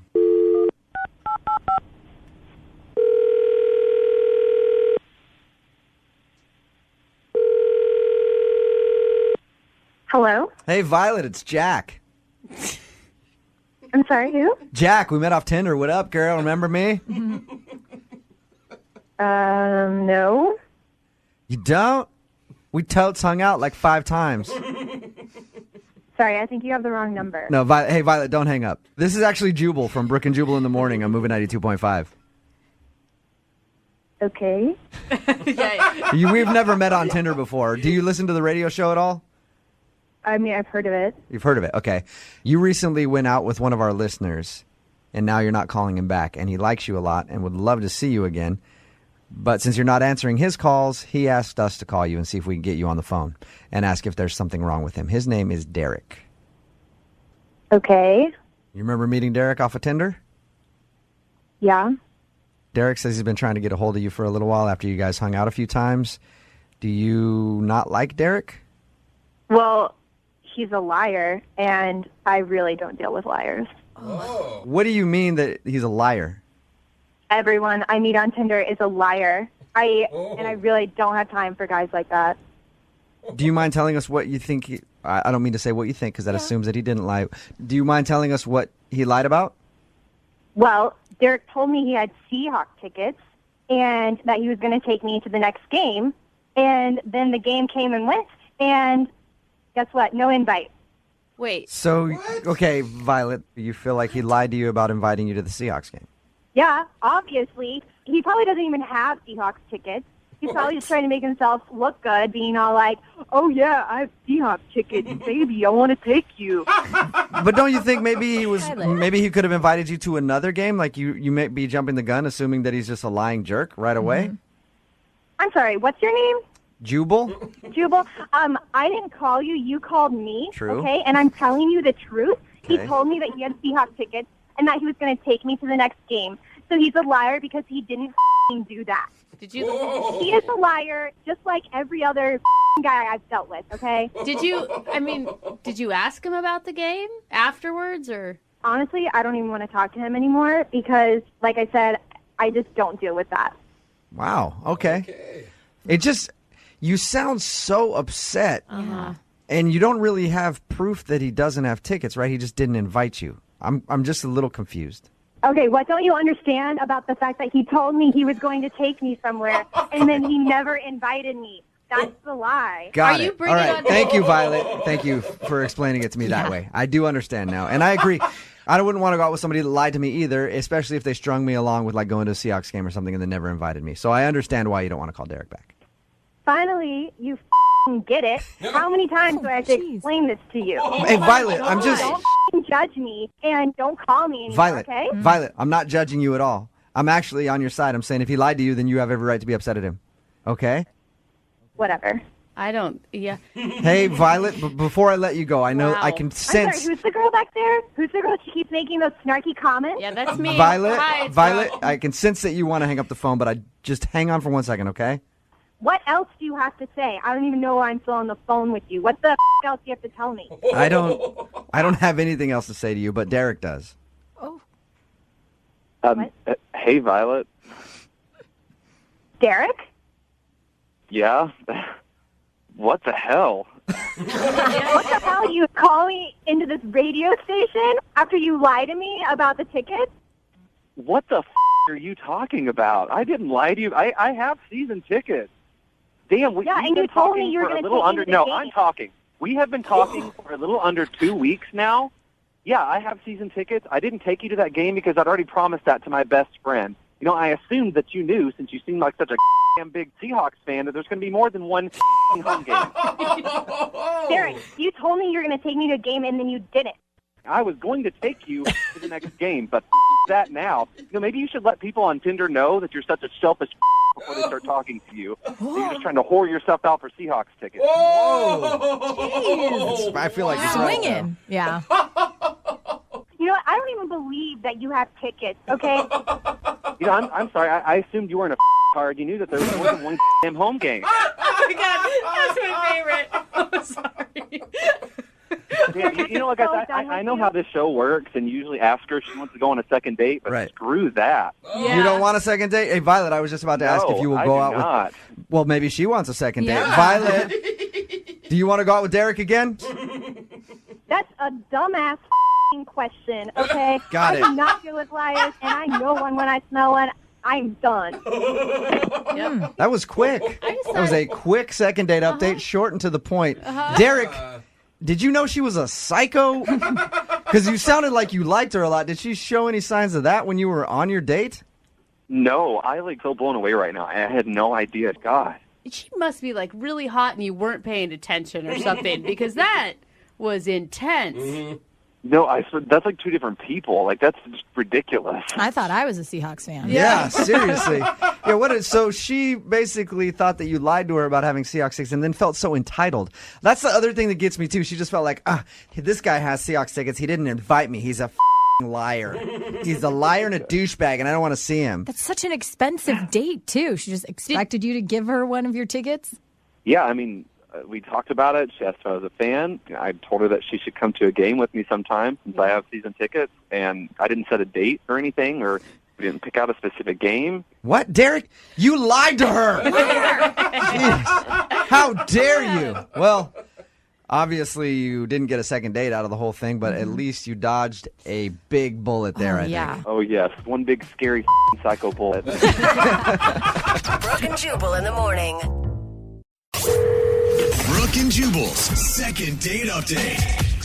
All right, see if you can follow along to this. We're about to do a second date update Okay. on a first date Yes. that never happened. Well, that's What? just that doesn't count. Make sense? Doesn't even make sense. James is on the phone with us right now. James wants a second date update on a girl that he actually never even went out with. Right, James? Well, yeah, I really appreciate you taking my call because I'm not sure if this even qualifies for a second date update. No. I read your email. It qualifies. It qualifies. You still met the girl and she blew you off. Why don't you tell everybody in here what happened? Well, this girl, Regina, and I were set up through friends of friends. Mm-hmm. So we kind of took a very casual approach. I said, listen, why don't you come over to my place? We'll have a drink. There's a bar right around the corner that I really like, and I thought she'd enjoy it from what her friends told me. And I was like, why don't you come over? We'll have a drink here, and then we'll go out, and just hit this bar and just, get to know each other. Okay, and you'd never met her before, right? No, not really, no. Okay. So she came over, and we had a drink. We talked for a little bit, and I just had to, do a little, right before the date, quaffing, make sure I'm, I said, I'll be right back. Yeah, that sounded creepy the way you said that. Like, you had to go in there and manscape a little bit. Like, hey, forgot to trim up just you a want bit. to make sure everything's just where it's supposed to be, What? I don't want to know what you were Yeah. requesting. No, I'm actually really curious. I've never been like, oh, wait, got an adjustment to make. I'll be right back. So you weren't done getting ready. Is that what you're saying? I wasn't done getting ready, and so and I come back, and she says, listen, I just got a text from a really good friend, and her grandmother died. Oh. And I really need to go and support her. And I was like, oh, geez, I'm sorry that, that you're about your friend. I'm sorry. Yeah, go. We'll do this another time. And I was quite upset for her and her friend, and I understand that. Right. So she left. And the next day I text her to say, I hope everything's okay with your friend and give me a call or whatever. And I've never heard back from her. Oh. So she made up the grandma thing. That doesn't sound real. That's kind of sad as far as that's what I'm thinking now. Oh, man. She caught you quaffing yourself and was like, I got to get out of this situation. He's a quaffer. Yeah. I'm out of here. How much time did you actually get together? I don't know, we spent about maybe 15 minutes talking and, we had a glass of wine and just hung out. But it was enough to make like such a good impression on you that you want to see her again? I would like to see her again. I mean, the thing is, she's beautiful, really bubbly, seemed very outgoing. I just don't get it. I'm a pretty good-looking guy. I'm in good shape, Okay. Actually, I think I'm a great-looking guy. Is there I don't really get well coiffed? the whole thing. It made enough of an impression on her to make up somebody dying to get out of a date with you. Yeah, you can see where that kind of irks me a little. Did you say anything weird, like on the first impression? I don't think so. I mean, I'm a pretty middle-of-the-road kind of guy. We didn't talk about politics or religion, so I kept those two off the table. All right. Well, we're going to play a song, come back, call her, and get your second date update, okay? All right, thanks. All right, hang on, man. All right. Let's rage. Moving 92.5. Brooke and Jubal in the mornings. Second date update. James, how does it make you feel that a girl probably made up a dead grandmother story to get out of a date with you? Doesn't make any sense to me. I don't see why that would happen. Now, if she is lying, would you still go out with her again? If she has a good excuse, I guess so. I mean, I liked her. I thought she was cool. Okay, we know you thought she was hot, but is she fake a death hot? Like, could she fake a death and you still go out with her? I think she's got that possibility, yeah. All right. Nice. If you're just tuning into the second date update, James got set up with this girl, Regina. She came over to his house. He was still getting ready. They had a few drinks. He went to go finish getting ready. When he came back, she said her friend's grandma died, and she left and hasn't called him since. We're about to call her right now. Here we go, James. You ready? Yep. I know it sounds bad, but I really hope her grandma's dead. Is that terrible? What? Say? I mean, she wasn't lying. Yeah, no, I agree with you. You guys, that's awful. What's awful would be if she were lying about it. If it actually happened, then It's her friend's grandma. Hey, how bad would we feel? I'm just saying.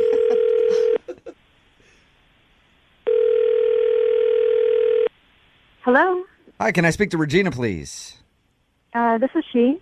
Hey, Regina. How are you? This is Jubal from Brooke and Jubal in the Morning on the radio station Moving 92.5. Radio station. Okay. Yes. Have you ever heard of us before? I think so. Perfect. That's how most of our listeners feel about the show. I think I've heard it. I'm not really sure. Yeah. We do a little thing on our show called the Second Date Update, where you go out on a date with someone and then blow them off. That person emails us to call you and ask why. Okay. You recently met a guy named James. Do you remember James? Oh, God. Okay. Okay. So James liked you. He liked meeting you. He was kind of sad that he wasn't able to go out on your date. Oh, no. And he said it was an unfortunate incident. One of your friends had a grandmother who passed away, and you had to leave before you even got a chance to go out. But you haven't answered any of his phone calls. So James is wondering, did he do something wrong? Just tell him, I guess, since it sounds like you're in touch with him for some reason, just thanks, but no thanks. Oh. Is there any particular reason? I'm just pretty sure that I'm almost 90% sure I just don't want to be associated with him. You're almost 90% sure he's what? This is interesting. That he has a girlfriend. What? Oh, really? I'm pretty, yeah. And I just don't want to be associated with him, so just tell him thanks. What did he do that you're 90% sure he has a girlfriend? Oh, God. There are women's clothing, red lacy lingerie, in his apartment, and he obviously has a girlfriend. What? Wait. Was lingerie just hanging out on the couch, or? They were in his room. I walked by to see where he went and what happened to him. He was still getting ready for a long time, and I was like, oh, I'm gonna go find him. What's going on? Why wouldn't you just ask him instead of making up a grandma death? I don't know if I'd ask. I cannot. I just want nothing to do with that. I've seen these situations unfold so many times. I just rather nip it in the butt and be Yeah. I don't want to be associated with that. I don't want to be a part of that. I don't want to be any part of any hurt. Regina, if you just met a guy and you've met him for 15 minutes and then you see women's lingerie in his bedroom, I wouldn't bring that up either and be like, hey, real quick, what are those underwear about, jerk?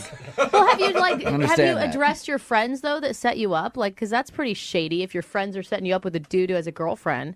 I've had that happen before where they didn't know that he had a girlfriend.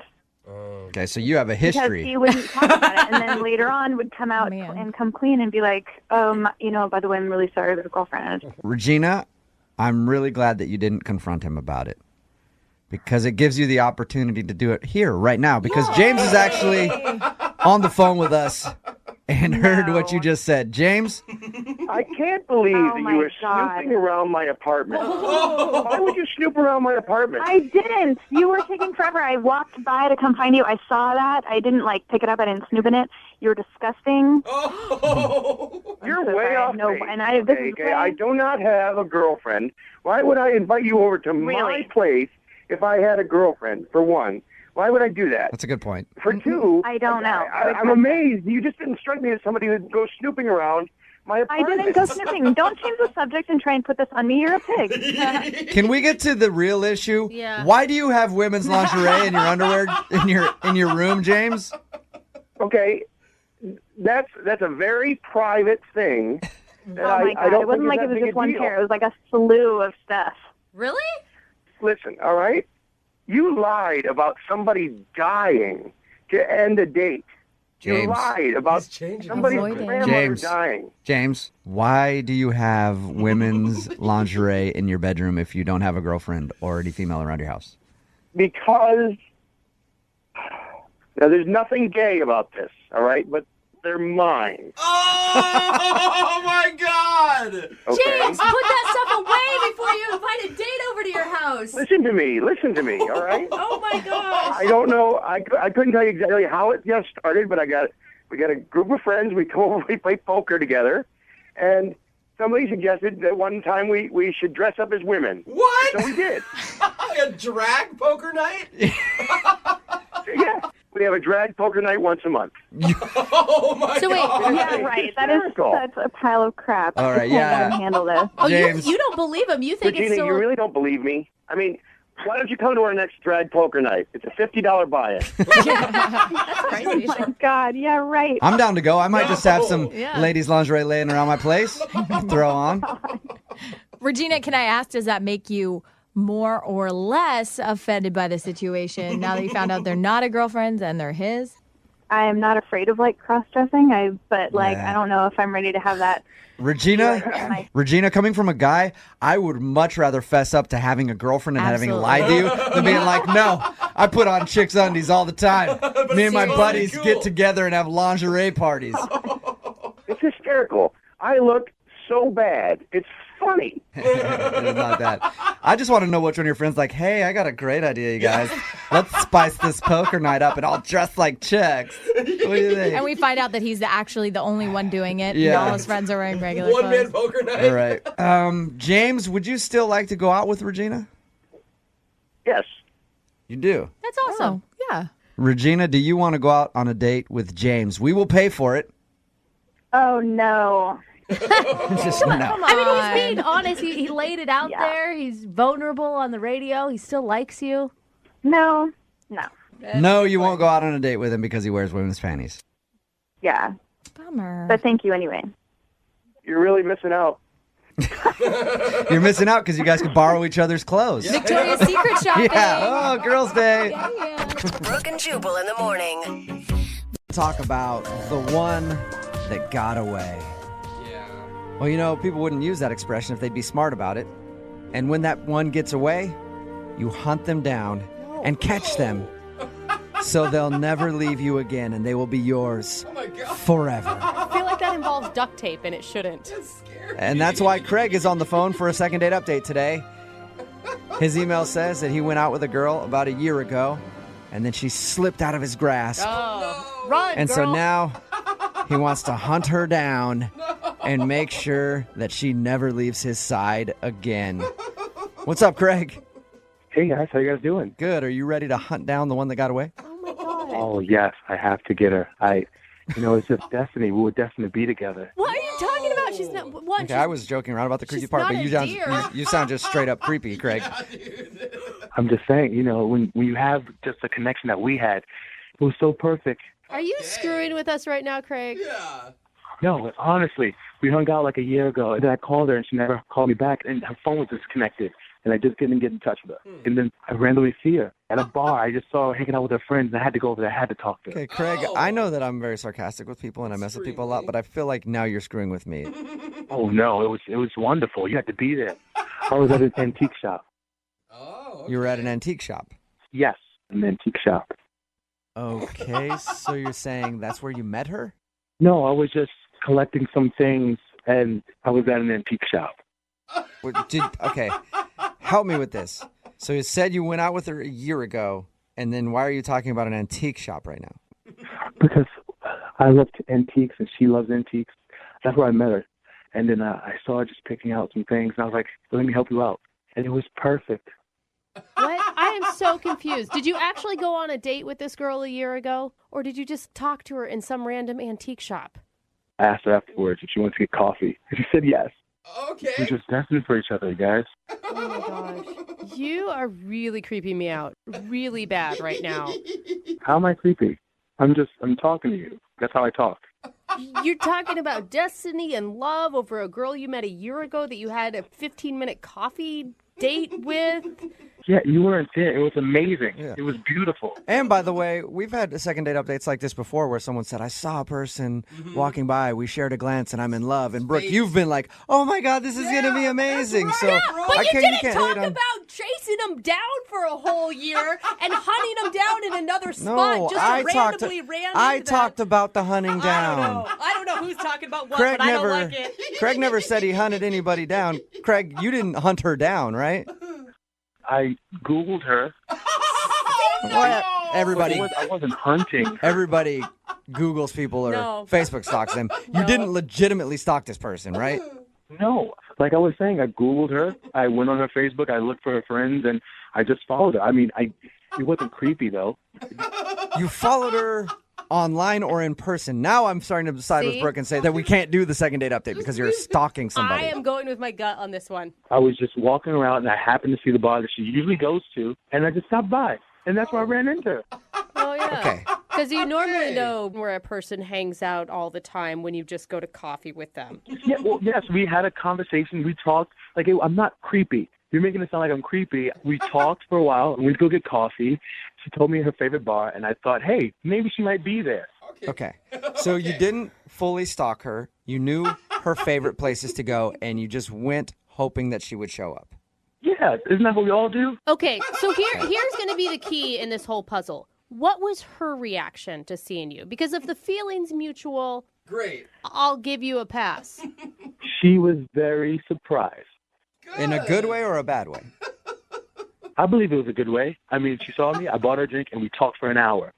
Okay, so she hung out with you for an hour. All right.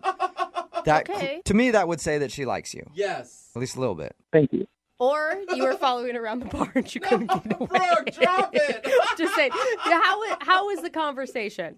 We caught up. I asked what she's been doing for a year, what happened to her phone, how is her friends doing on Facebook. Well, you asked her all that Wait, stuff? what? Hold on. You checked in on her friends on Facebook. Wait, so you grilled her about where her phone was and her friends on Facebook and everything? Look, it's not weird. You're making it sound weird. I didn't know how to reach out to her. So that was the best way I could do it because, I had to find out where she was. So I had to talk to her friends on Facebook. But I was very caring and her phone was disconnected. How else was I supposed to reach her?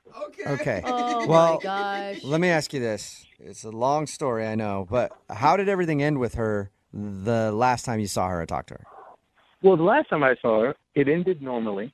Right? She said she was going to call me. And then I didn't hear her call. So I decided to call her and her phone was disconnected again. Her phone is disconnected again. Yes. Okay, you guys realize that she's disconnecting her phone because she doesn't want to hear from this weirdo. No, maybe. That's not true. You never know. It could be just a wacky coincidence. No! I am protecting her. I'm thankful that we can't we're not going to be able to get a hold of her. She has a disconnected phone. Oh, I didn't think of that. Actually, I reached out to one of her friends and she's giving me a different number. What friend did She gave you a different number okay. Yes. All right, Craig, well, hold on the phone, okay? We're going to play a song, come back, Oh, we should and not get do your this. second date update, all right? I'm so surprised you're doing this, but thank you. Yeah, Thank you so much. I feel like doing this is just a public service to help somebody else. All right, hang on the phone. Moving 92.5. Brooke and Jubal in the mornings. Second date update. I have never heard such a beautiful love story Oh, my gosh. like the one for today's second date update. I hate Craig your sarcasm. is on the phone with us, and today he wants to call a girl named Jennifer. Craig went out with her about a year ago, and after they went out, somehow her number got changed or disconnected, and he couldn't get a hold of her for a whole year. And then cut to a year later, Craig is at one of the bars that she frequents a lot, and he runs into her. Oh, what a coincidence. And then she has drinks with Craig. Yeah. And then after that, her number's disconnected again. What a strange coincidence. It's a mystery. But Craig didn't let that stop him. Yeah. He persevered. Yes. He ended up hitting up one of her friends to get her new number, and now we're about to call her and find out why she's not calling Craig back. Craig, does it maybe dawn on you that she wants nothing to do with you? She's never said those exact words to me, okay? And I refuse to believe that until she says it. Okay. Oh. Yeah, people change their number all the time. All the time. It's crazy. So if we make this phone call and she says never talk to me again, you will, honest to God, honor that request. Of course. I'm not a creepy stalker. Okay. All right, man. Well, I'm going to dial her phone number and get her on the phone and find out why she's not calling you back. God bless you. Here we go. Oh, my gosh.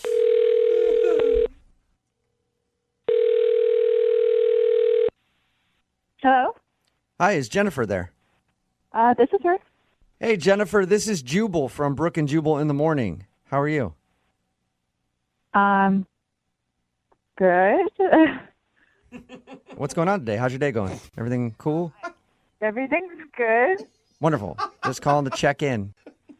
Is this some kind of joke that you're playing? Oh, Nope, I wish. it's not a joke at all. You went out on a date with a guy recently, and he liked you so much that he emailed us to see if we could get you on the phone and find out why you're not calling him back. Okay. I haven't really been on a date recently, though. Actually, you know what? This is actually 2 dates you've been out on with this dude. Who emailed you? Who is this? Well, I'll start out by saying you went out with him over a year ago. A year ago. Yeah, and you guys just reconnected. His name is Craig. Oh, my gosh. I'm so sorry. Are you kidding me? Oh, my God. No. I'm so freaking out for you right now. Oh, my God. How the did he get this number? I have a different number. I changed my number. Yeah, he told us that, actually. He got your number now because apparently he hit up one of your friends on Facebook, and they gave him your new number. I'm sorry, what? Yeah. I don't know which friend it is. We need to find that out. You need to block them. I cannot believe someone would give my number out without even asking me. So I'm going to take a shot in the dark here and just guess that you don't like Craig very much. That's a good guess. Yes. Is there a reason why? I don't know what you know already, but I met him at an antique store, and he was there because he, I guess, also likes antiques. Uh-huh. But the entire conversation, I wish that I could remember word for word what exactly he said, but it was so strange. He would ask me about, like, previous relationships were like, and I'd be like, well, this is kind of what has happened in my life. And he'd be like, well, when I'm your boyfriend, blah, blah, blah, blah, blah. Not like if I was your boyfriend, but when I'm your boyfriend. And I was like, okay, that's a little too intense for me, especially in the first half hour of meeting someone. Jennifer, that's the power of positive thinking. Okay? No! You say you're already doing it, and you'll do it. It'll happen. Why didn't you run just then? I mean, just even those words alone are enough to be a trigger point for me.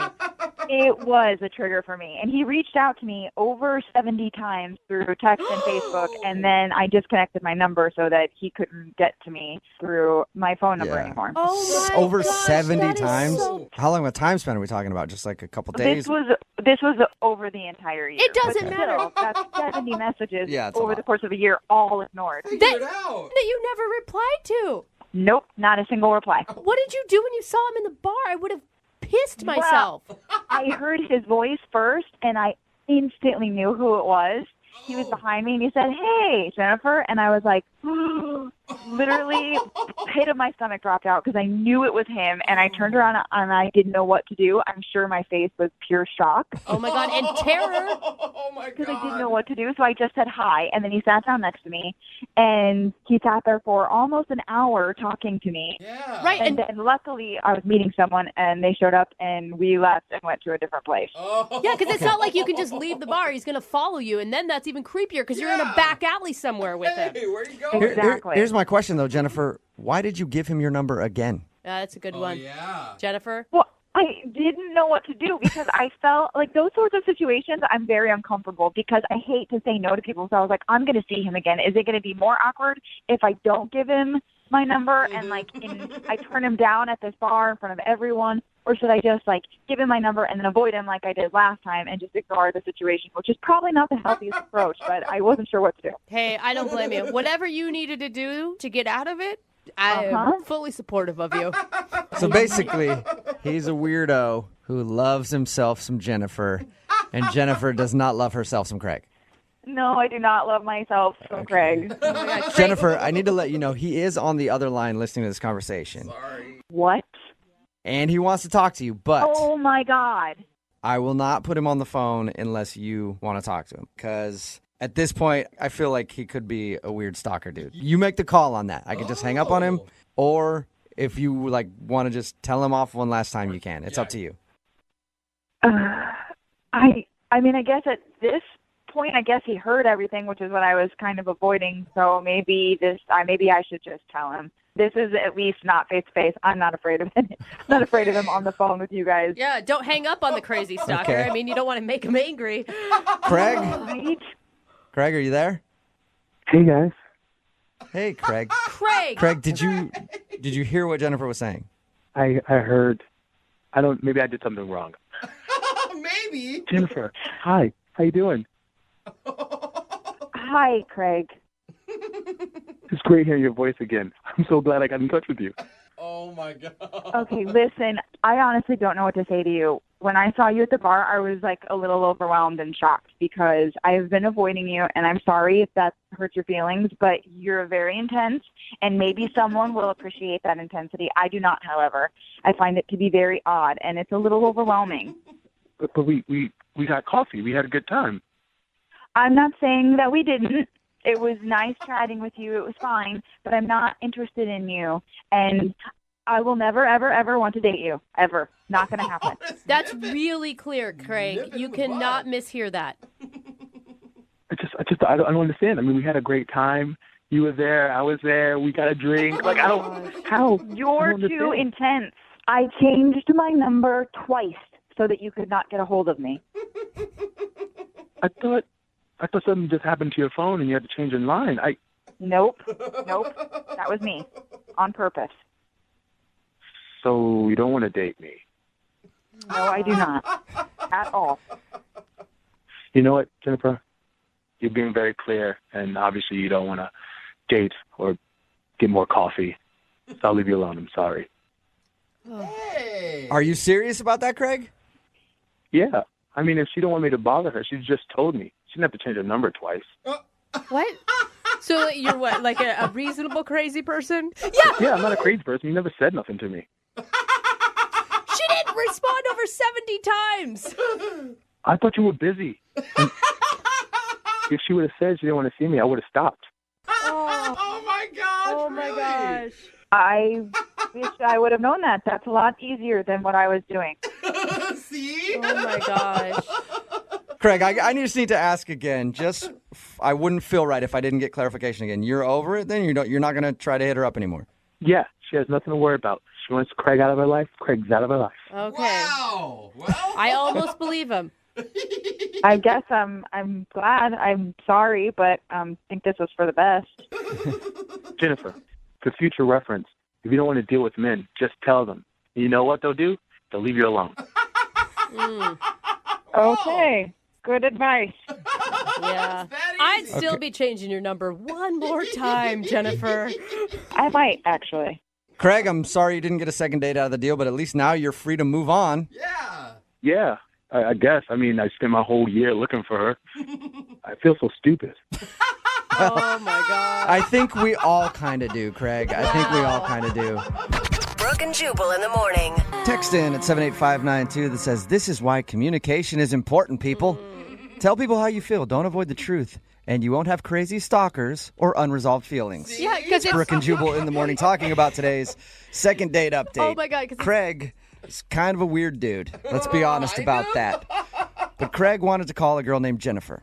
They met about a year ago, and he has been in love with her ever since. And he finally reconnected with her, probably because he stalked her online and found out where she was. And by probably you mean exactly why, after she changed her number twice and tried to get away from him. Yep, and he kept bugging her to meet up and go out, and she wasn't responding to anything, so we got the two on the phone. He was he's creepy, okay? I get that. But she said, look, I'm not interested in you. And then he goes, oh, you should have just said so. Yeah. So her mistake. Changing the number and everything else should have been a clue that she wasn't interested, but she never outright said to him, I don't want to go out with you. No. She just avoided him, changed her number, and he didn't get it for whatever reason. So she said that to him at the end, and he was like, oh, yeah, cool. That's all you needed to say. You should have just been honest, because I thought maybe it was an accident that you changed your number and didn't let me know. I love how people are texting in, oh, it's totally Jennifer's fault for having a crazy stalker. Yeah, because she wasn't clear with the way she felt. No, they had coffee for 15 minutes, people. Well, this guy is creepy, and she still needs to do some sort of I don't know, go into hiding. He sounded perfectly rational at the end. He said, I think he'd be a good guy to date, because if you ever go missing, he will keep looking for you. He will find you. He knows and has closure, right? He will find you. He all he needed was a little bit of closure. Yeah. And he's like, all right, fine, I'm done. Screw you for not being honest. I wasted 2 years investing in this relationship. Remember, if you want to do a second date update, all you have to do is email the show, and we will call the person who didn't call you back. And I hope we all learned a lesson about honesty today. That is not the lesson. Be honest. Moving 92.5. Hey, what's up? Hey. What's your name? My name's Donk. Donk. What'd you say? Let me take this compression sleeve off my ears. You know, it helps you work out, right? It helps the blood stay in your ears. Anyway, you want to go out sometime? Hold on, I'll be right back. I'm going to go lift my body weight, 2 times my body weight. And then I'll be back around to this corner of the gym to talk to you. All right, cool. Remember, my name's Donk. Nice seeing you. I'm assuming that's what happened for the guy on the phone today who wants to do a second date update. He said that he met the girl that he wants to call at the gym. His name is not Donk. His name is Robert. What's up, Robert? Hey, how are you? I'm good, man. How are you? I'm doing well, Hoping you can help me. So your email in said that you met a breezy while you were at the gym, right? I did. How'd that go down, bro? Well, I was at the gym, and I noticed this girl, and I thought, she was over there lifting. Oh my God! And I thought, well, I'll go over and I'll try to flex my muscles next to her. You're joking. I mean, you're kidding at that point when you're telling us this, right? I wish, but the male ego is a scary thing, I think, sometimes. And I realized this in hindsight, but that's what I did. Did you really actually go flex, or you were working out next to her just trying? I was working out next to her. Okay. I pictured you standing next to her just flexing your muscles in the mirror. Extra loud, No, I didn't do that. Thankfully. Okay. All right. Thankfully, I did not do that. So what was your opening line? I'm always interested in that. So I saw her over the drinking fountain, and I just went up to her, and I just said, "You have some really nice glutes." You did not say that.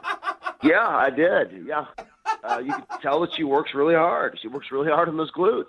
So, I mean, was she kind of like a meathead like you are? No offense. Whoa. I mean, just say like that's. I don't know. No. What do you want, gym rat? I don't know what the term is. No, meathead's a compliment, no doubt about it. That's what I am. That's what I do. Absolutely. And yes, same deal. She was rocking some very expensive athletic wear, head to toe. So I was definitely feeling her. Okay. And what did she say after you complimented her glutes? She said thanks. She said thanks. I work hard. Oh my God, you live in a world that I will never enter in my life, and not for lack of wanting to. It's just I don't have the effort that you guys have. So did you ask her out right there? I waited till after the workout. I try not to be complete creepo, and waited till she was leaving the gym. Then I went up to her in the parking lot, which sounds creepier, but it really was. You followed her out to her car. I did do the follow to the car. Yeah, Okay. Women love when big muscle-bound men follow them into dark parking lots. And what did you say there? Like, how are you going to drive a car with those big glutes? Like, can you even fit in the seat? That's pretty good. I wish I had said that. No, I just said, hey, what are you doing tomorrow night? You want to go get dinner? It's pretty simple, pretty straightforward. Okay. And she obviously said yes to that. Otherwise, you wouldn't be doing a second date update right now. How did dinner go? It was good. I rocked my good luck button-down shirt, which always makes me feel good. Nice. Sometimes the shirt makes the man, I feel. Okay. And dinner went great. She has great glutes, but she was wearing this little outfit where her calves were really accentuated. I was super feeling her. What about her personality did you like? Personality-wise, she was cool. Yeah, we had some good conversation. What did you guys talk about? I told her that I run a couple different businesses, and I kind of went on a bit of a rant, and I'm afraid that maybe it was too much. It was just like one time, but it was kind of went on a little bit of a rant about my businesses. When you mean rant, I automatically think like angry rant about your businesses. What do you mean by rant? Well, I did talk about a guy that had screwed me over in business once. That's why I think it feels like a rant. Okay. Yeah. Are you an angry guy? Not particularly, but I am when I'm crossed. You know what I mean? Like, I think I'm a pretty happy guy day to day, but if somebody screws me over, then I get pretty fired up. You mess with the bull, get the horns. Yes, exactly. Okay. What was her reaction to you going off about this dude? It seemed fine at the time. I didn't think anything of it because it was just, like I said, it was like one time. It was just like a brief little moment in the date. But that's why I'm thinking that maybe that's what it was. I don't know. Was she awkward after that? Not particularly, but she didn't say a lot. She was just kind of looking down, she crossed her legs a couple of times, which I like the calves. But anyways, she's very fidgety, Okay.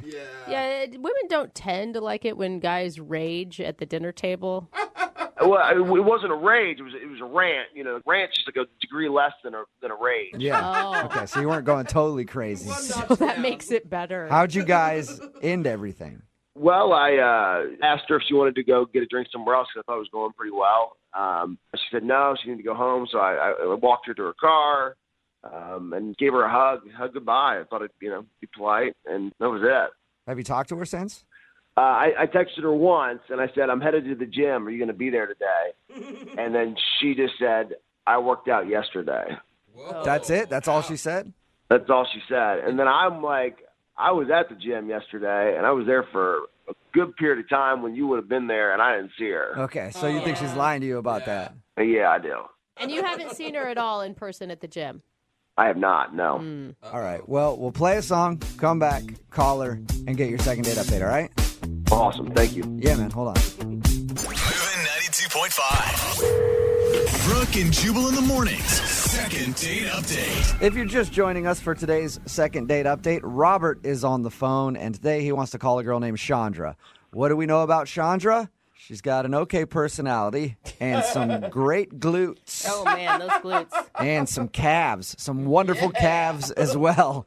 That's what Robert liked about her. They met at the gym. He complimented her glutes. They went out for dinner, and now she's not calling him back. Robert, we're about to call her and see if we can get her on the phone and find out what went wrong. Anything else that you'd like to add before we call her other than the glutes and the calves?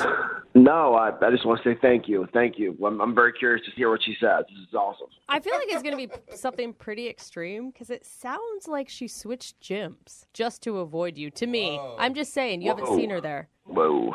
Yikes. That's bad. We're going to hope that's not the case. We're going to hope that's not the case. All right, we'll find out right now. I'm going to dial the phone number and get your second date update, okay? Thank you. All right, here we go.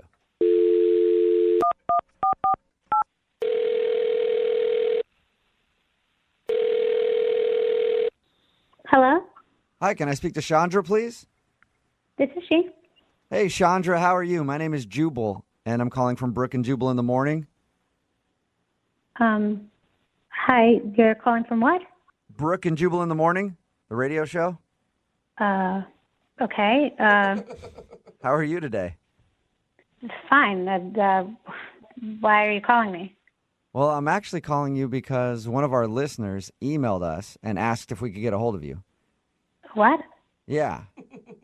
I don't understand. Well, there's a guy that listens to our show. His name is Robert, and you went out to dinner with him. Oh. Okay. Yeah, so you know Robert. Well, Robert listens to our show and emailed asking if I could call you to find out why you're not calling him back after you guys went out on your date. Huh. It's a segment that we do on our show called the Second Date Update. So Robert's wondering if he did something wrong. I mean, I did text him back the other day. He, texted me, and I texted him back. He actually told us that, yeah. But it didn't sound like a text from somebody who wants to see him again. It sounded like you were kind of blowing him off. Yeah, I'm glad he picked up on that. Okay, so you are blowing him off. Yeah. I mean, actually, I would really be fine to never see him again. Wow. Oh, man. Okay, do you mind telling us why so that we can share it with him? Well, he's just really forward. He's forward? I can kind of see that. Meaning? Yeah, a little too forward. I mean, at first, I thought it was attractive. I've dated a bunch of guys who are really shy, and it's I always have to make the move and start the conversation, and so it was nice. He wasn't shy or timid, and he seemed really confident. He told us how you guys first met, and when he saw you at the gym, he walked up and complimented you on your glutes. Is that kind of what you mean by too forward? Well, I mean, at that point, I thought it was just kind of funny, Right. And I appreciated the honesty, he didn't seem that weird. But once we went out, he just crossed the line. Was he just too much? It was too much. Did he say something, or was he acting aggressive towards you? Yeah, he said something really bad. What did he say? I'd really rather not say what he said. I don't want to say that. It makes you that uncomfortable to repeat what he said. Yes, definitely. Can you give us a hint? Well, we were talking about our interests, and we were talking about sports that we like, and he likes basketball and football, and I mentioned that I like swimming, and that I'm really good at swimming. I was a swimmer in college. And I was talking about how I'd probably like it because I was really good at it. Mm-hmm. Okay. And then he goes, you know what I'm good at? And he leans into the table. Oh, no. Uh-oh. I can already see what's coming. And I can't say this. I shouldn't say this. He doesn't know. He literally thinks that he did nothing wrong on this date. He thinks he did nothing wrong. Yeah. He thinks he said nothing inappropriate. Yep. Yeah. When we talked to him about your date, he was like, "Oh, it was cool. We just had a fun conversation. I may have got a little ranty at some point about my business, but that's all I could think of." That's amazing. This guy's totally clueless. All right. The anticipation is killing me. What did he say? Yeah. Oh God. Well, I can't say this, but I'll try to give you the idea. Okay. He leans into me and he says, "I'm good at doing things for others that make them happy." I'm assuming you don't mean charity work. No, he was like vulgar about it. Really? Oh, wow. Yeah. Like how vulgar? Like he used some pretty disgusting words. Can you just do like a rhymes with here? No, I'm not going to do that. Use your imagination. If he was talking about how he is good at servicing women. I think I understand what he was saying. And he really thought he was going to impress you with this information. Yeah, I mean, I've been on a lot of dates. Nobody has ever said anything like that to me. Wow. And you weren't interested in putting his skills to the test, huh? Gross. I mean, this was a first date, Yeah. okay?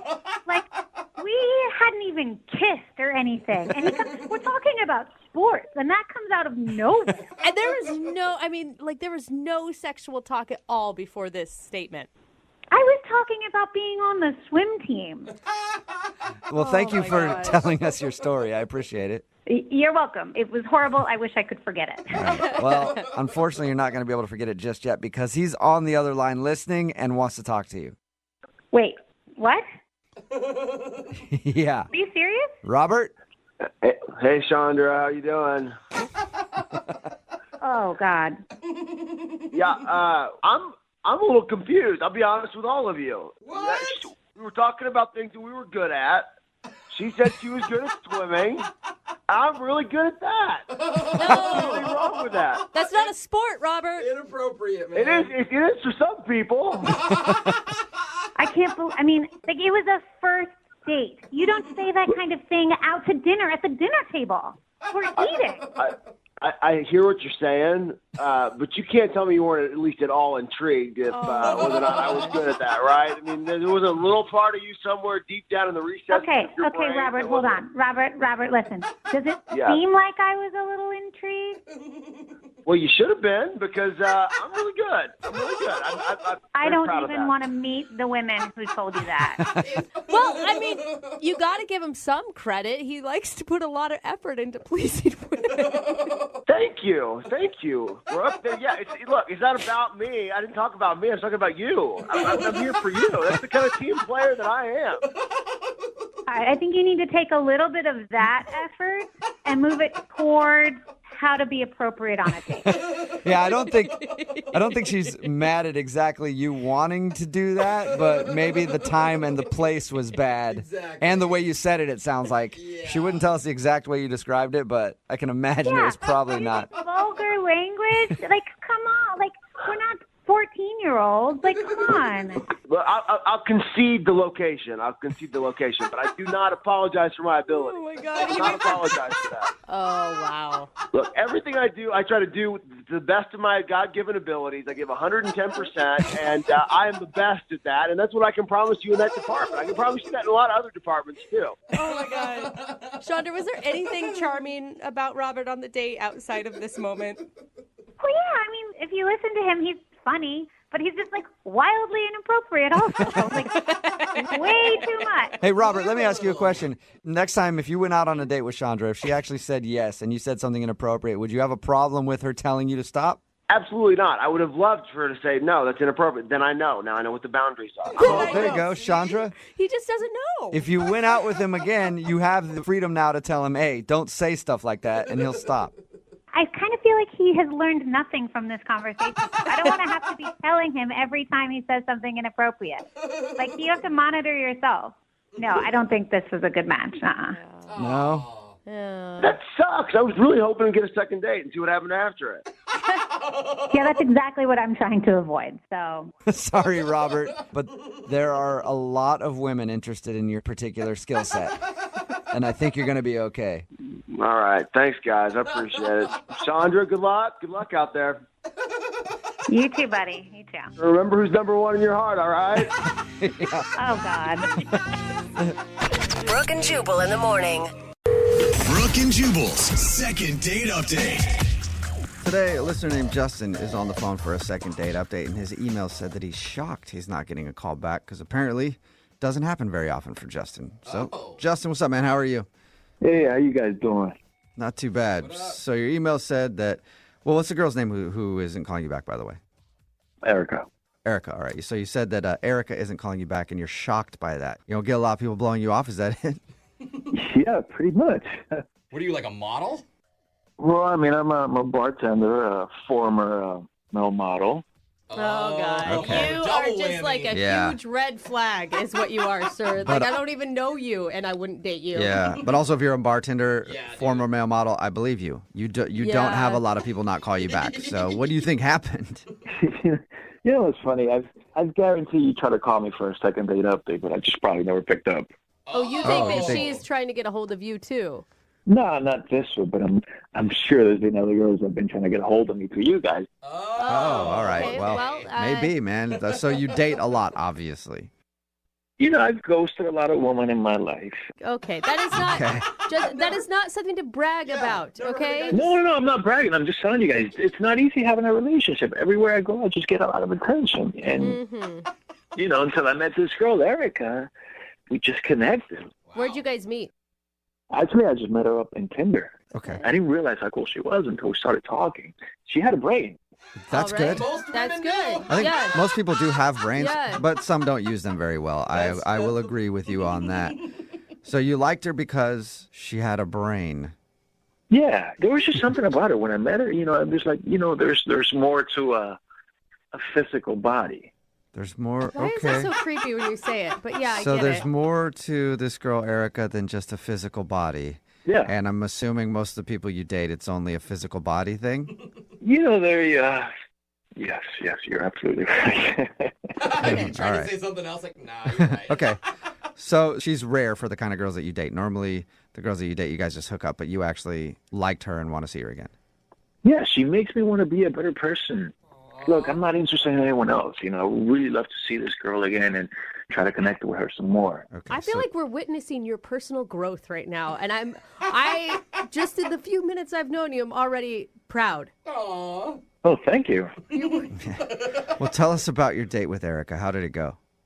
It was kind of embarrassing from the moment that I picked her up. What? As soon as I picked her up and she got in my car, my modeling portfolio just slipped under the seat, and she picked it up, looked at it, and we started talking about that stuff. Okay, so you did you come on, man. You That was be real. You planted your old modeling portfolio in the car so she would see it and know that you used to model. It was not like that, but it was embarrassing. That's so embarrassing. I hate when people Yeah. see my old modeling I photos. know. It's like, oh my. Oh no. How could I ever come back from That one was this? from GQ. I was back when I only had a 6-pack. Now I have an 8-pack. Oh, God, humiliating. Were you able to recover? Yeah. I mean, it was. I think I made a good impression. Okay. Oh my So God. that was awkward for you when that happened, but did you recover from that? And what did you actually do for a date?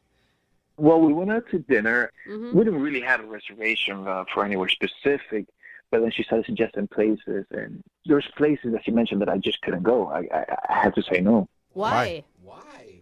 Well, I was trying to avoid a cat fight. If you guys get my drift. Oh, all right. So you've hooked up with other people there, and you didn't want to walk in there and have them get upset that you were on a date. Hostesses, other bartenders, servers. Hostesses, Yeah. servers. Oh no. So you're kind of an infamous bartender in the industry. People know me. Yeah. People know. Now, did you give her that reason, or did you just say, I don't like the food there? Yeah, I was just like, you know what, the waiting time, the food, anything that just came to my mind. Okay. So Okay. did you find a place that actually worked? Like go a few cities over, maybe take a plane a few Yeah. 1,000 miles away around somebody that you didn't sleep with? No. Eventually, we found a place where I honestly didn't know anyone. Okay. So we sat down. We were having a conversation. We started ordering, and then the waitress that was taking care of us, man, she just started giving me the eye. Oh, gosh. Are you sure? I feel like any woman makes eye contact with you and you immediately think that. No, totally, guys. She literally just started giving me the eye. She was looking at me up and down like I was a piece of meat. And I wasn't even doing anything. It was effortless. Okay. Guys, a year ago, I would have been all up in there. But now, I'm digging this chick, and I don't know, she hasn't returned my text. And I thought we had an amazing night. After I dropped her off, I gave her a kiss. And then I went home. I totally could have gone in, but I didn't want to take that approach. You totally could have gone in. I'm Way sure it to sounds like it. practice some restraint there. Yeah. And why do you think she's not calling you back then? Maybe I played it too cool. I waited 2 days to call her back. Oh, I do hate that. Yeah. I feel like that's such an old school rule. Okay, well, play a song and then come back and call her and find out what it is with your second date update, all right? Okay. Okay, hang on. Moving 92.5. Brooke and Jubal in the mornings. Second date update. Right in the middle of a second date update, and if you're just joining us, Justin is on the phone, and Justin met a girl named Erica, and he really liked her because unlike most women that Justin knows, she had a brain. Weird. That's literally what Yeah, he she said. actually had a brain, and that's what he liked about her because Justin, I guess, has never had a problem with the ladies. He's a bartender, former male model, says he's hooked up with a lot of people, but it's always just been about body relationships, I think was the term that he used. But anyway, he wants more than just a body relationship with Erica, and she's not calling him back. We're going to see if we can get her on the phone and find out why. All right, Justin, you ready? Let's do it. I don't know how to say this softly, but your confidence kind of goes into just incredible amounts of ego at times. Do you feel like that happened on your date? I was trying really hard not to be super confident, too cocky. Yeah. Okay. Maybe that's it. Maybe she doesn't want a humble guy because he sounds super humble, too. That's it. That's All right. what most girls say. Yeah, I'm going to dial her phone number right now, okay? Okay. All right, here we go.